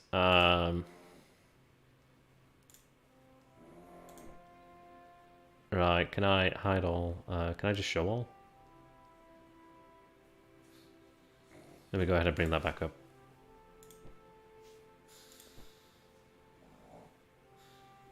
Oh, yeah, yeah. The Napoleon one... Okay, so I can only see... Right, let me go ahead and grab the majigger. Let's go blue for the French here. Oh, let me make that a little bit thinner. That's a little bit hard to see in fairness. Okay. Choose yellow again.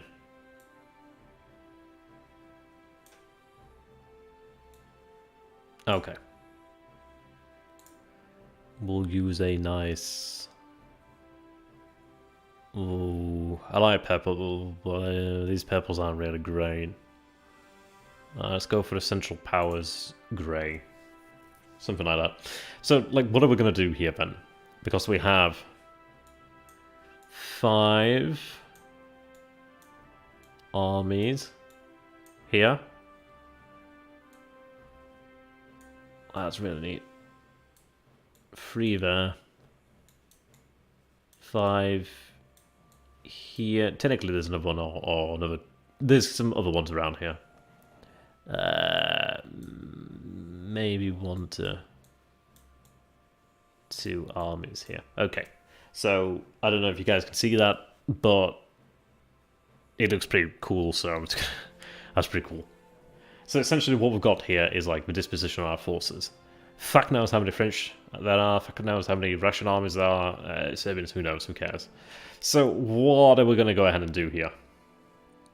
We're going to go ahead and work towards the geography, as I mentioned. I think we'll probably have an easier time moving through the Baltic. I'll go ahead and take my arrows. Whoa. Let's go ahead and see. So essentially, I can draw circles, but this will do for now. So essentially what we're going to be going ahead and doing here is I'm going to go ahead and have the Austrians push into Poland and the like. The Germans are... I really want... Really want a Russian army to move into East Prussia. I do have a Tannenberg decision. It's called the Max Hoffman decision. I will show you that, but essentially I want the Russians to move into East Germany, or just move in Germany. They're going to get fucked. But I'll talk about that in a second. But I'm likely going to go ahead and move over this way too. I could probably send a corps up this way to try and like cause havoc along the coast. But that's essentially going to be what we're going to do here. This is like just kind of like defense, so fuck it, let's just hold shift to draw a circle. Press F to salute. Ah, fucked it up. Okay, never mind. Let's just do square for defense then. Okay. So, it's not as sexy anymore, but you kind of get what's going on here. So essentially I'm going to be defending over here. And defending here. At least until I can get reinforcements. I kind of want to get to a point. Let's call it the red line. Which sounds really sexy. Like, this area is not going to matter, so let's go ahead and... Black is like a no-go. Alright, so we don't go there. Yeah, no. Getting Tannenberg one's really good. But for example, let's see. Go for the red. I kind of want to be aiming for something like Riga. I don't know, something kind of like that. That's obviously not going to happen. Yeah, the thin red line. Exactly. But that's kind of what I'm going to be aiming for. This is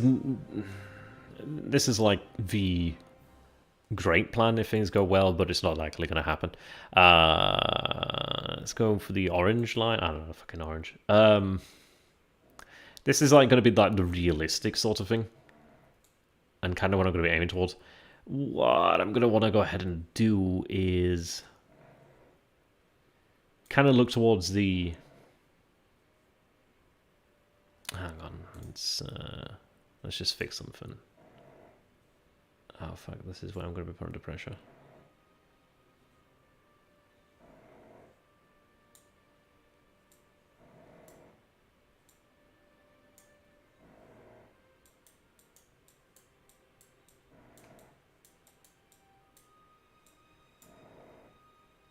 There you go. So we have Terry the Pterodactyl, and so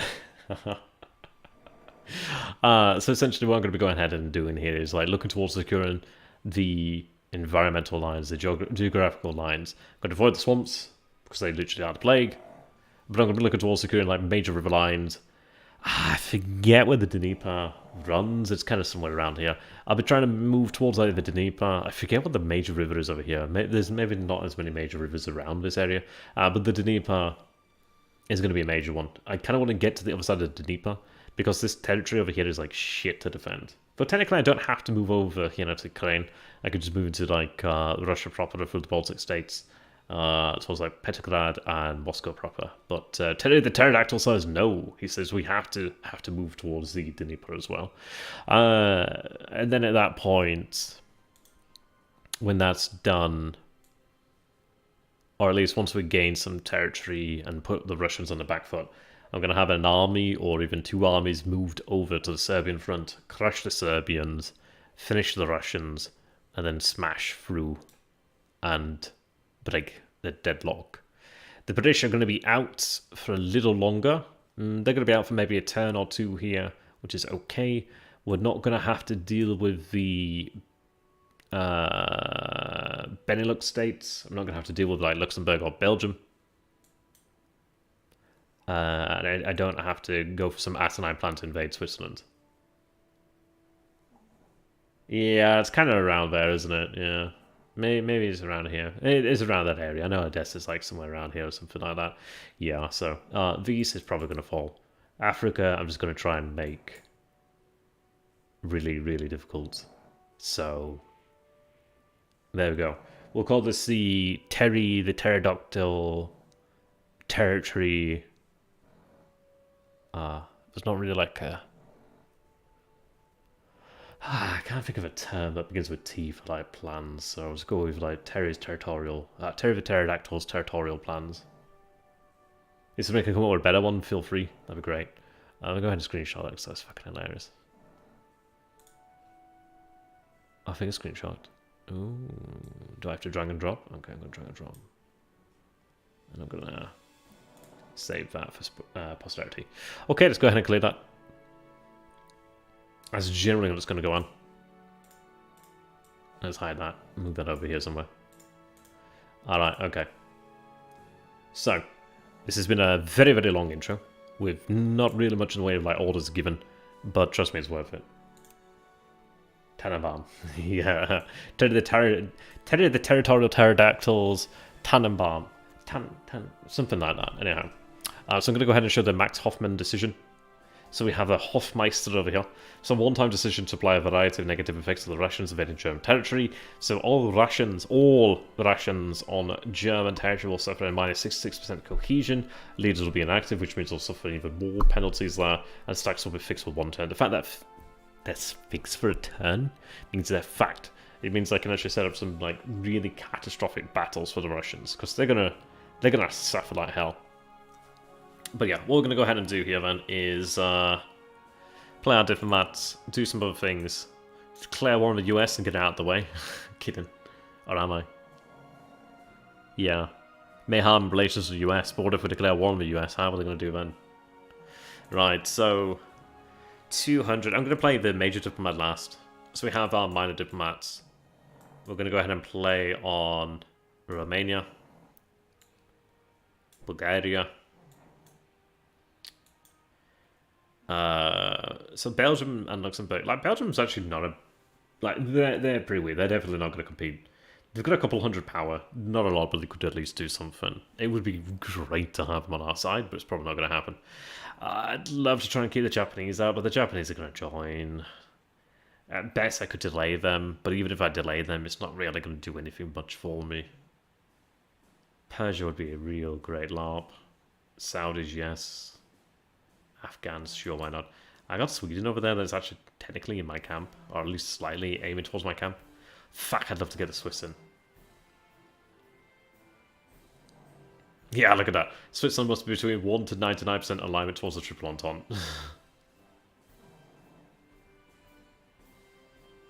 I think technically it's possible to get the Swiss in the war.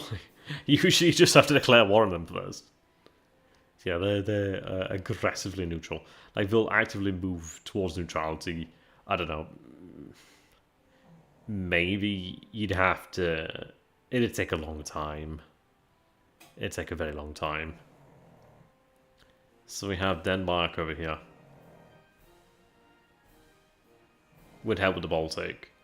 Greece. And not the lightning variant. And...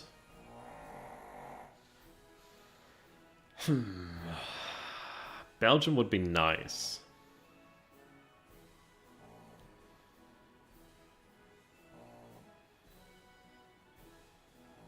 But also having Belgium out there. Oh, the Netherlands as well is actually technically my camp. So it's either between like the Swiss. Sorry, the Swiss of the North. Well, no, they're not really the Swiss of the North.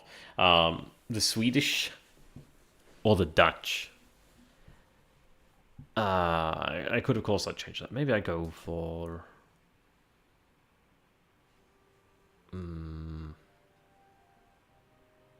Maybe Sweden and Holland, Bulgaria and Romania. Sweden would obviously help to cement my control of the Baltic. The Netherlands would be really nice. Because it means I'd have, like, another European ally here. I'd have some nice stuff to work with. Importantly, they're not bordering France, though obviously they're quite close to the British. It would be really quite amusing. You know what I mean? They do have this, like, huge naval base. I don't know how good it is. But they do have a size 16 city here, so they would contribute funds and manpower. So I don't know. That would be rather amusing. We do have Sweden over here, which is just Stockholm here. There's also Copenhagen. Greece. Well represented over here.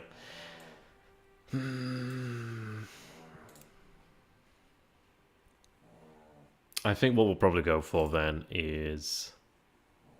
Remember, I don't have infinite points here. This has cost me. Let's go with Greece. I'm going to spend these, and I do want to try and bring Greece into the camp, or at least like stop them from joining the Entente. I'd really not want to deal with Greece. And it would definitely help the Ottomans too. I could go for the Swedes or the Dutch. Or I could go for Belgium, or try and delay the entry of Portugal, dreaded Portugal, or Japan. Fuck it, let's go with Mexico. I'll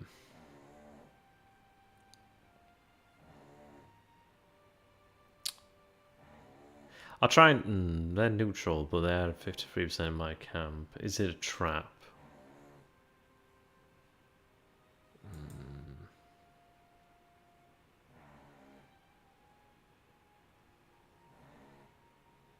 See, Romania is actually pretty damn close to being pro-Central Powers.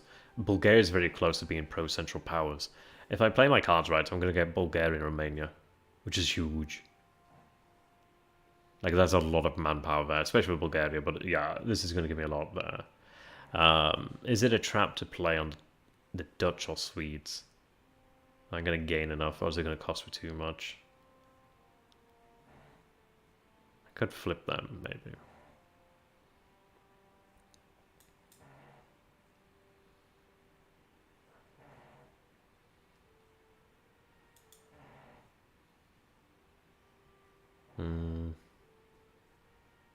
Shame that you can't do anything with Spain.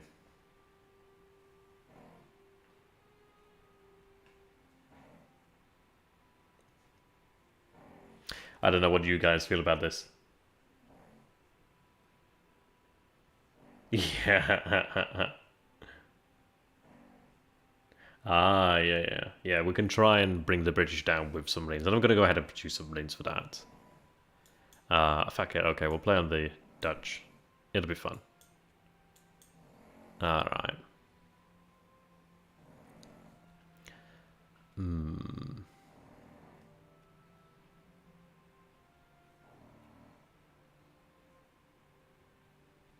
How quickly do I want the Ottomans in? How quickly do I want the... Or do I want the Italians? So this is it. He's gonna want to bring in the British, but he's gonna get the British soon. So he could try and bring them in sooner rather than later, but that's not going to really change a lot. But it does change a lot because it's like obviously against the British Empire. So he's probably going to try and bring the British in sooner. If he doesn't, then it's going to delay them a little bit more too, which is good. Had I gone... Well, I can't have gone... Yeah. There's not really an offensive plan I could have taken where I would have been in a position to keep the British out, but also then advance upon the French in strength. Technically, I do have the armies of the West where I could make some sort of advance into France, but they're on the defensive war plan as well, so it wouldn't be ideal. Well, actually, let's look at this now. So the Ottomans are pro-Central Power, so they're naturally going to gravitate towards me anyway, so I don't think I would need to play on here. So I think it's going to come down to the Italians. But we'll see what we have left and then decide. Because I do have munition factories that I can actually produce here. I'll start the construction of. They're very expensive. Very expensive.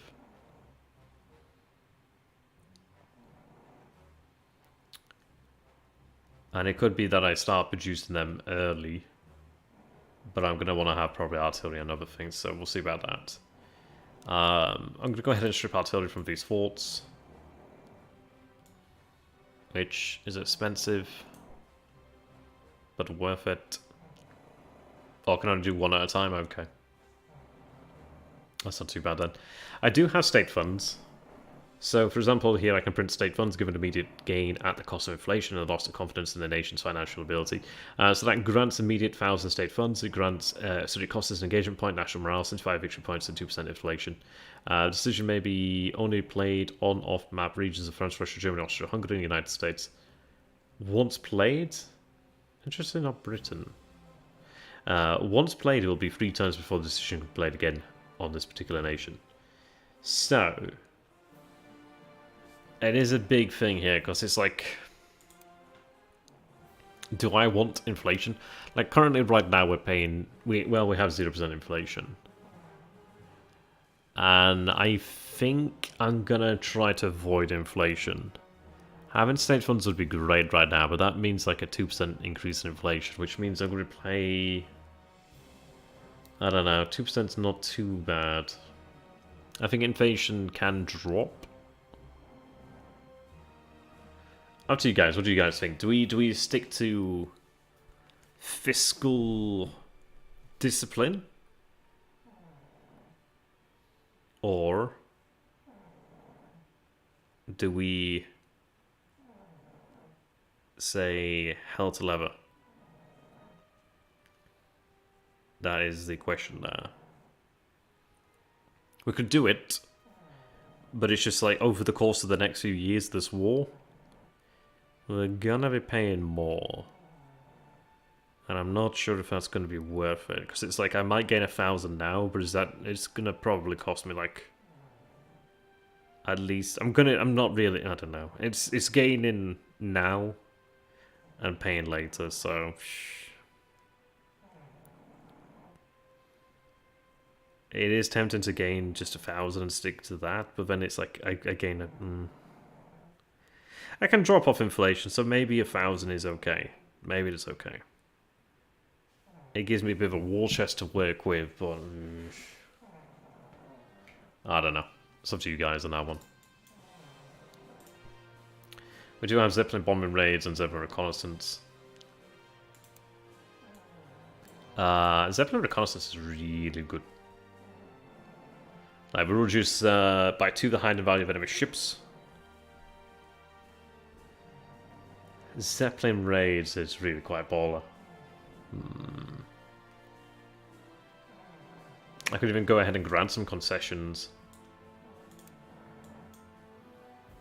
I've got 100% alignment in Germany, we've got 20% rebel alignment in Austria and 80% alignment to the Central Powers here. So I could grant some concessions which would move off-map region 3% towards your alignment, but it does cost 2 engagement points and victory points, but it's pretty cheap.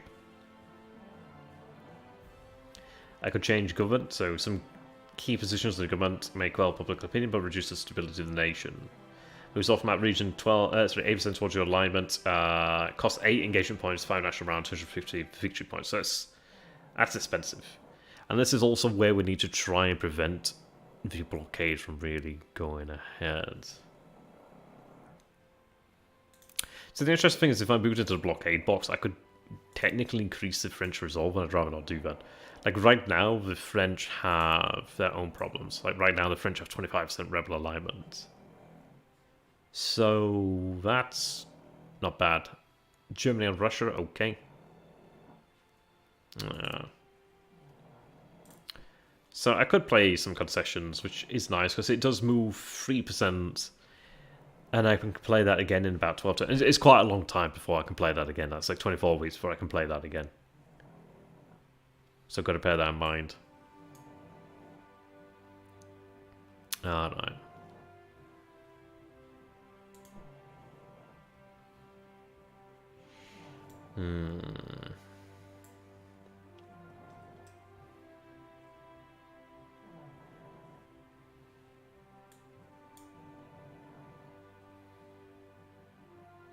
I'm really tempted to just construct munitions here.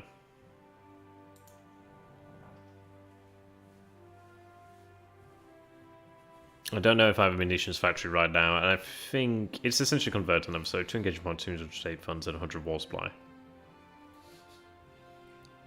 I think I can afford it now.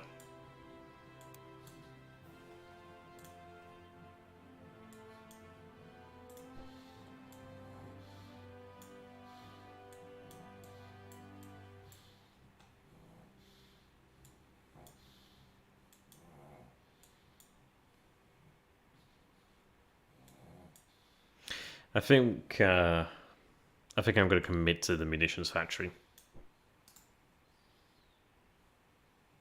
So I do have some munitions factory. Artillery factory, central bank, munitions factory. Okay. Oh, maybe that's just because I placed that there. Maybe not. I'm going to go ahead and begin construction of a munitions factory then. That's essentially to prepare for the long game, but at least it does mean that we're going to have a little bit more. So yeah, produces 5 munitions each turn. It's not a lot. I think, and ends in 5 turns. So it's going to take a couple turns to construct. By the time it's finished, I'm going to have the war supply back. And it's going to hurt me on this first turn, but if I don't build it this first turn, I'm probably not going to build it very soon. So this is investing in the future, but it's also investing in the fact that I'm going to have to maintain a necessary amount of shells. And like, again, especially as I'm going to be using super heavy artillery and heavy artillery to break through. And especially as the West is going to dig in. But I'm going to have to go through Belgium. Essentially, we're going to go for like a Schlieffen plan, but a Schlieffen plan like later on down the line. Like once I can concentrate all forces against them, then that can be done. And that would be rather interesting because unless he declares war on Belgium, like it's not going to be easy. If he declares war on Belgium, that'd be fucking hilarious. But it's also a very scary thing because it's like he could do that, but we'll see about that. Okay. So. I have somehow hidden my own men.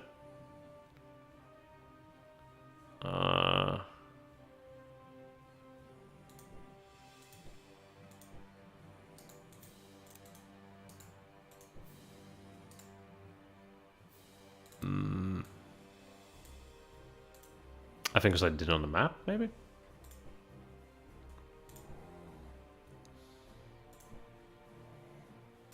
Oh, there we go.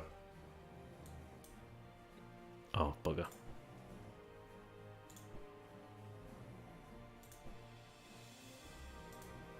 Alright, there we go. So let's take a look at what we have here then. So we have a gifted commander in Karl von Bülow. So 2 command points, 1 additional command point ability level above 1. So it's level 1, so again, it's an additional command point. So he's only getting the 2 there, so. It's a 4-1-3, so he's got 4 strategic, 1 offensive, 3 defensive, I think.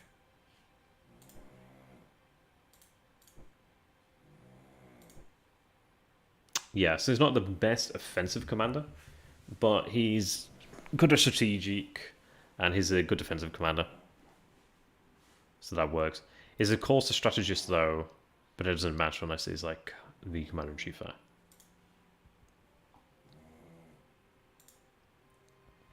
Now, a major thing to note here is that the Russians really seriously lack artillery. especially very heavy artillery. How you doing there, Tom Gaming? Good to have you, my man. I say you're looking fantastic, and I do hope you're having a great evening. You are joining the stream here towards the end. Like, I'm moving towards the end here. I've been talking for, I don't know, maybe 2 hours now, but it's been well worth it. I'm hoping people are going to enjoy this. But we're actually going to move something here, so you've joined at the right time. But as far as I understand, I believe the Russians are seriously lacking in heavy artillery, and most definitely super heavy artillery. So we need to understand our objectives, so we're going to go ahead and take a look at, well, these are like strategic towns. If I hover over here somewhere, where is it?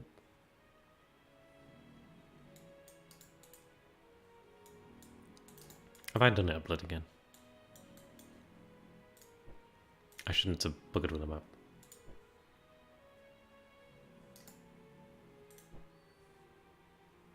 No field selected. Right, there we are. I did the Marauder. It's against Alex and Plumbersmack. Plumbersmack, yes.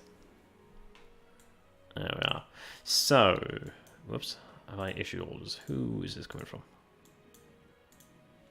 Yeah, I didn't mean to do that, so let me go ahead and delete those orders. Right, so what we're going to go ahead and do here then is look at what we have to play with. So this stack has 40 command points, has a capacity for 53. I also do have this army here. But do note I'm lacking divisional commanders. Or corps command. Well, I guess divisional corps commanders, what are you going to call it? Oh, that's pretty cool then. Oh, so you're actually looking into this game as well? Wow, what a good time. Okay.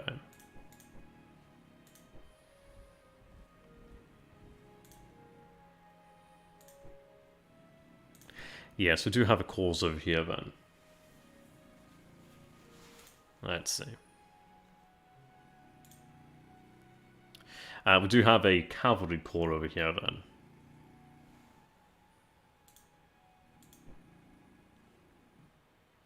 Right. And we have some very good commanders here. So let's see here. Open order tactician. So initiative, 10% firepower. Right. Interestingly, this ability applies to all elements of the stack. But I think it means, like, his stack, but things are attached directly to him. If it's his stack, essentially him leading it, then I think it applies to him and everything else. But obviously it's not his stack if it's somebody else's, but it applies to him and what he's commanding. He's a good army administrator, so increases recovery rate, which is really useful. What about here? We've got the third corps. Got a guard corps. Guard. I don't know what guard actually does.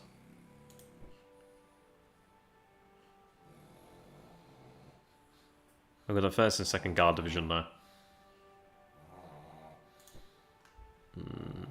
Oh, these are the elite infantry. Yeah, Iron Will. So these are good troops.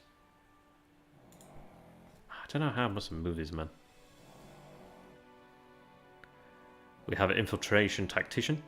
This general forms his regiments into independent shock groups, minus 5% firepower, but +1 initiative, protection, discipline, as well as 5% frontage for all elements of the unit. That's actually really good. That's a very nice one, in fact. I don't know, it just takes a little bit of time, I guess. Well, here's a good commander, like fast mover. So 15% movement bonus to the whole stack. He's an open order tactician. So initiative, 10% firepower. Something to bear in mind with, by the way, if I take a look at the Madberg brigade over here. So when we look at this, you can see here that they currently have 65 out of 70 cohesion. There's 6,000 men in this brigade itself that composes the division. We can see there that, yeah, we have 6,000 men. They can take 15 hits. Firepower, etc. Initiative. Oh, that's pretty cool though. I didn't know about YouTube game page actually, so that's pretty cool. But yeah, you can see that they have initiative. Now, if I recall, initiative obviously will dictate who engages or how you engage. Range is a big deal, by the way. Like, for example, you have range. I forget what technically the max range is 99, but obviously, like, engagements will begin at the range that units actually have the range to engage with. So it's like, for example, if I go ahead and go back to terrain, not theatre, like terrain over here. So you can see that we have Vladislav over here. You can see that max range is 99. So, okay, nothing has 99 range. The super heavy artillery over here has a range of 7.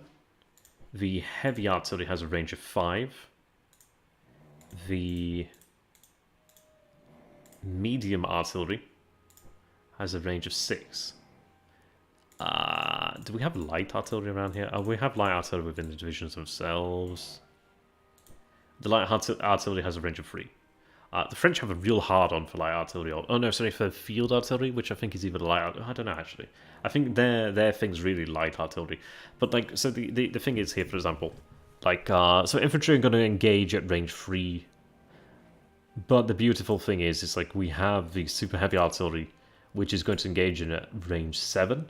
Which means that at that range, we're going to be inflicting some pretty hefty damage upon the enemy before they can even fight back, before they can do anything. Which means that's going to affect their cohesion. It's going to affect their numbers, which is going to affect their firepower, which is going to affect them even further in the battle. It's like their firepower is 22. I don't know if that means on the offense and that's defense. I don't know. Initiative 9, so they're going to fight early. Range damage here. Okay. Either way, they're going to hurt. They do move slow, though, but they are siege artillery.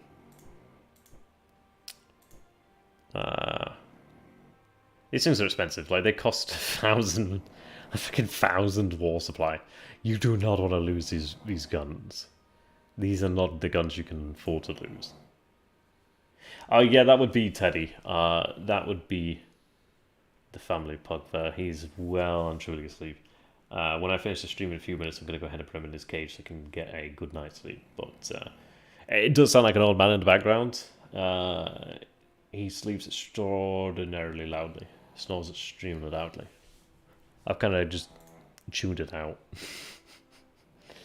Now you can see here then. 2-9 range damage. I need to figure out which one's which. Shit.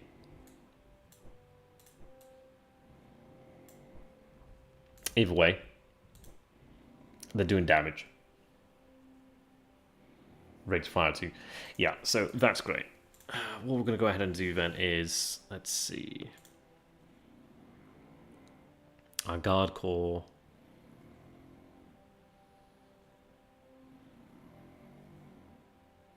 Doesn't actually explain what that means.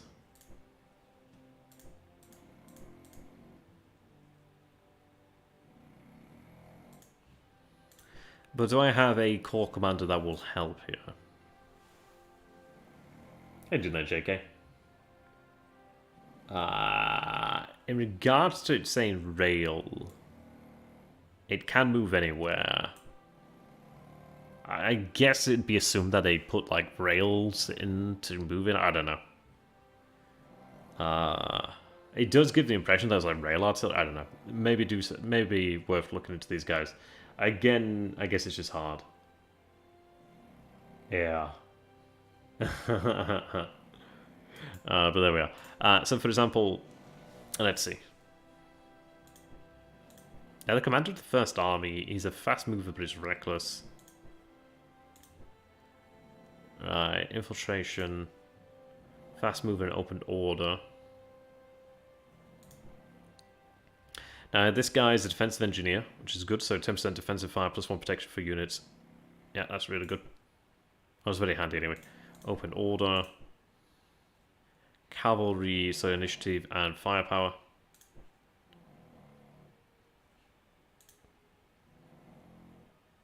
Alright.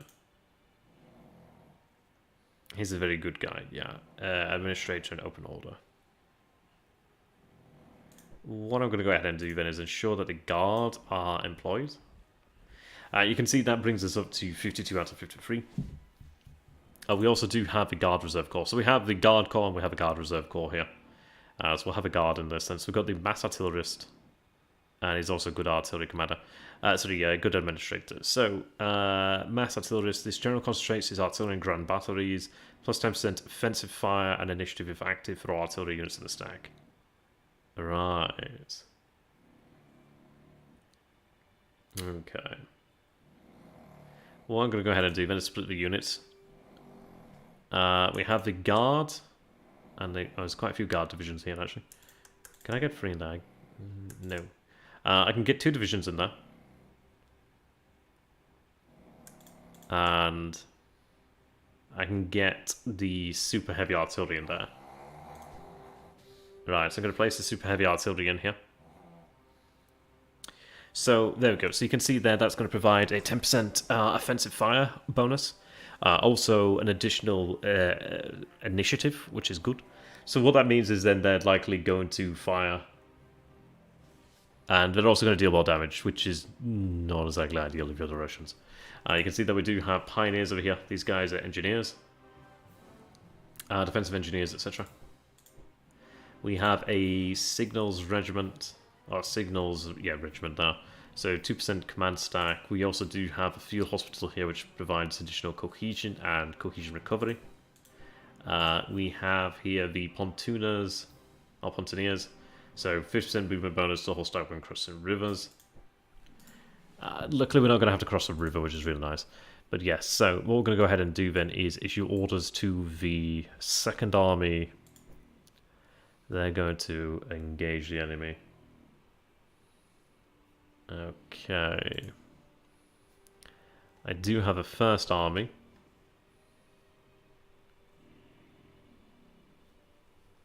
I don't know if I'm going to be able to outrun him. He's probably going to move quickly enough.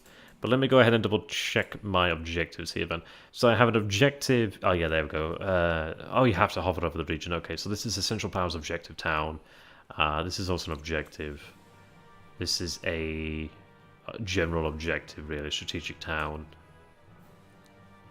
Taking this town will give us the supply to be able to push through. Also taking the rails will be very good too. That's cool, Tom, but let's keep it to the game. Modern things can stay where they are in the present. So we do have Belotosk over here. Or Lotosk, I don't know how you want to pronounce that. Which is also an objective town. So, we also have a town down here. Yeah, Brest-Litovsk, okay. So, what I would want to go ahead and do then is we'll move our armies towards Kauno, how you want to pronounce it. If I have the forces, I'll have something head towards like Vilna. But I'm going to have the armies then begin marching south towards like Grodno, and then ultimately towards like Brest-Litovsk. Now, Brest-Litovsk is an objective for the Germans? Maybe, but it's definitely an objective for the Austrians. We have Evangorod, Lodz over here. Lodz is really nice. I mean, I could have that army around this area and move towards like Lodz or something. Ah, that's interesting. Ah, that's cool. Yeah. And then ultimately Warsaw. So really what I want to go ahead and do then is like envelop the Russian armies in Poland. If I can force him to withdraw from Poland, then that'd be great. If I could also force him to withdraw from his objectives, but he's going to have objectives like over this way.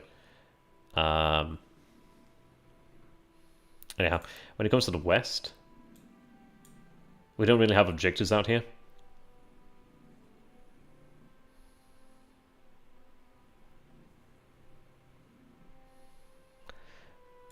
But yeah, let's go ahead and double check over here then, at long last. So, Serbia is joining the Entente Alliance, okay?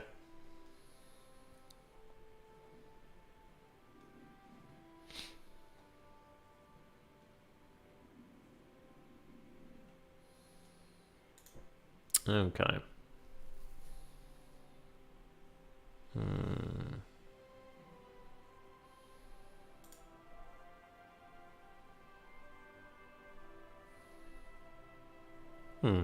Okay, now... Is that going to complicate things? There's Luxembourg. Shit. Ah! That complicates things. Okay, so like Luxembourg is actually occupied. Well, we have Luxembourg here.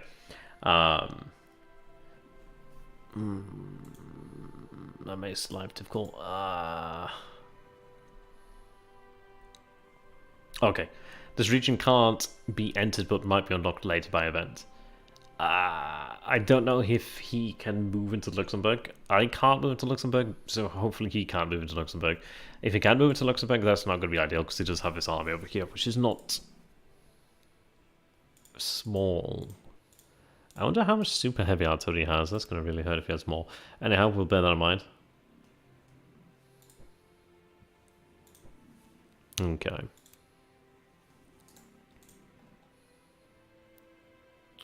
I could have the entire force move in here, and I probably want to go ahead and do that.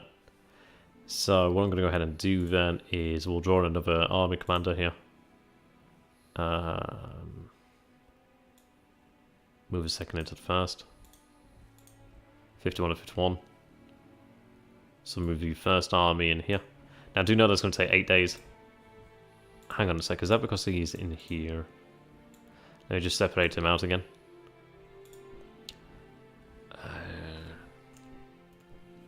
8 days. I guess that's because they don't have a super heavy artillery. It might be worthwhile adding super heavy artillery to each stack so that they move together, but I can tell them to move together anyhow. So that's not going to make a difference. Whoops.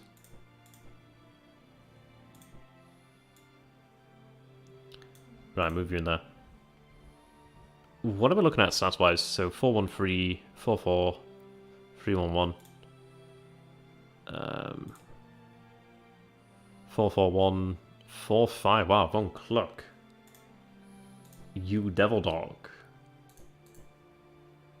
Yeah, that's very good.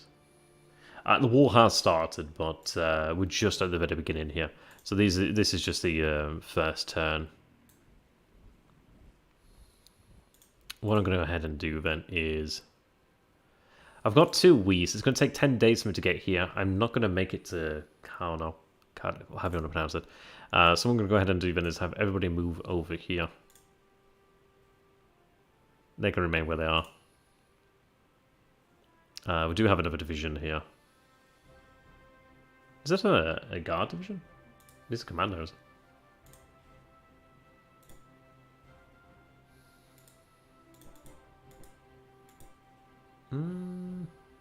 Line Brigade, okay, interesting.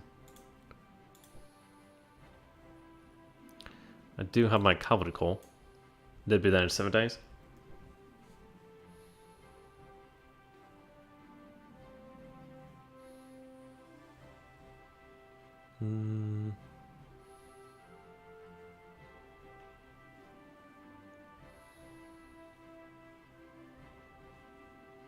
I want to go ahead and break the rail lines around here.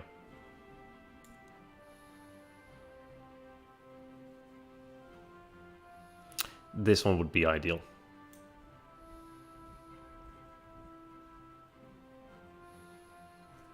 So we'll have them move over there. I'll have them move in an offensive order, but retreat, feint probe attack, essentially. And what I can tell them to do is... Right.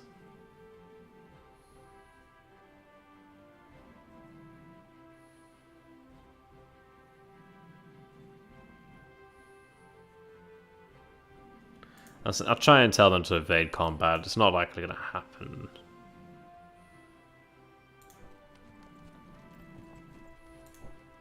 Alright.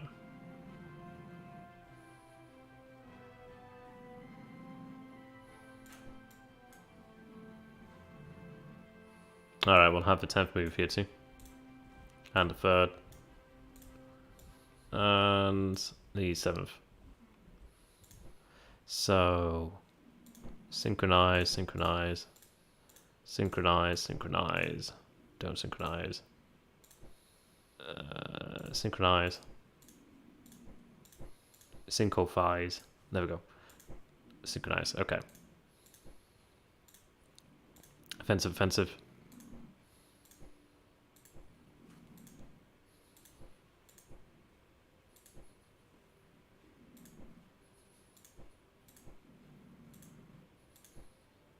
There we are. Right. So we're going to have... How many men are here? So this army is 121,000 men. This army is 121,000 men. 28.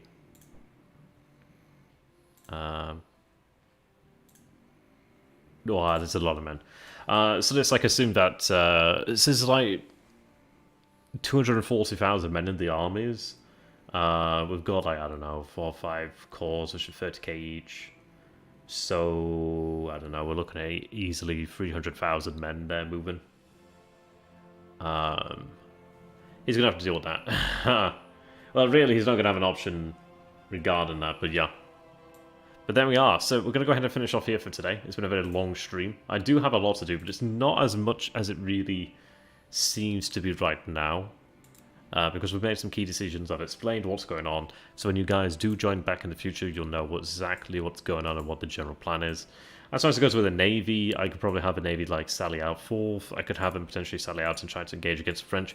But it's not guaranteed that the French are even going to do jack shit. And I don't want to engage with mines. I could try to deal with the Russians if they move out here, but they're probably not going to move out here. I could detach some raiders, but we'll see about that. The interesting thing is, it's like, if I do send out assets, I'll have the U-boats move. They can move. Just get them pre-positioned in the blockade box. I might even get like a bit of free time there.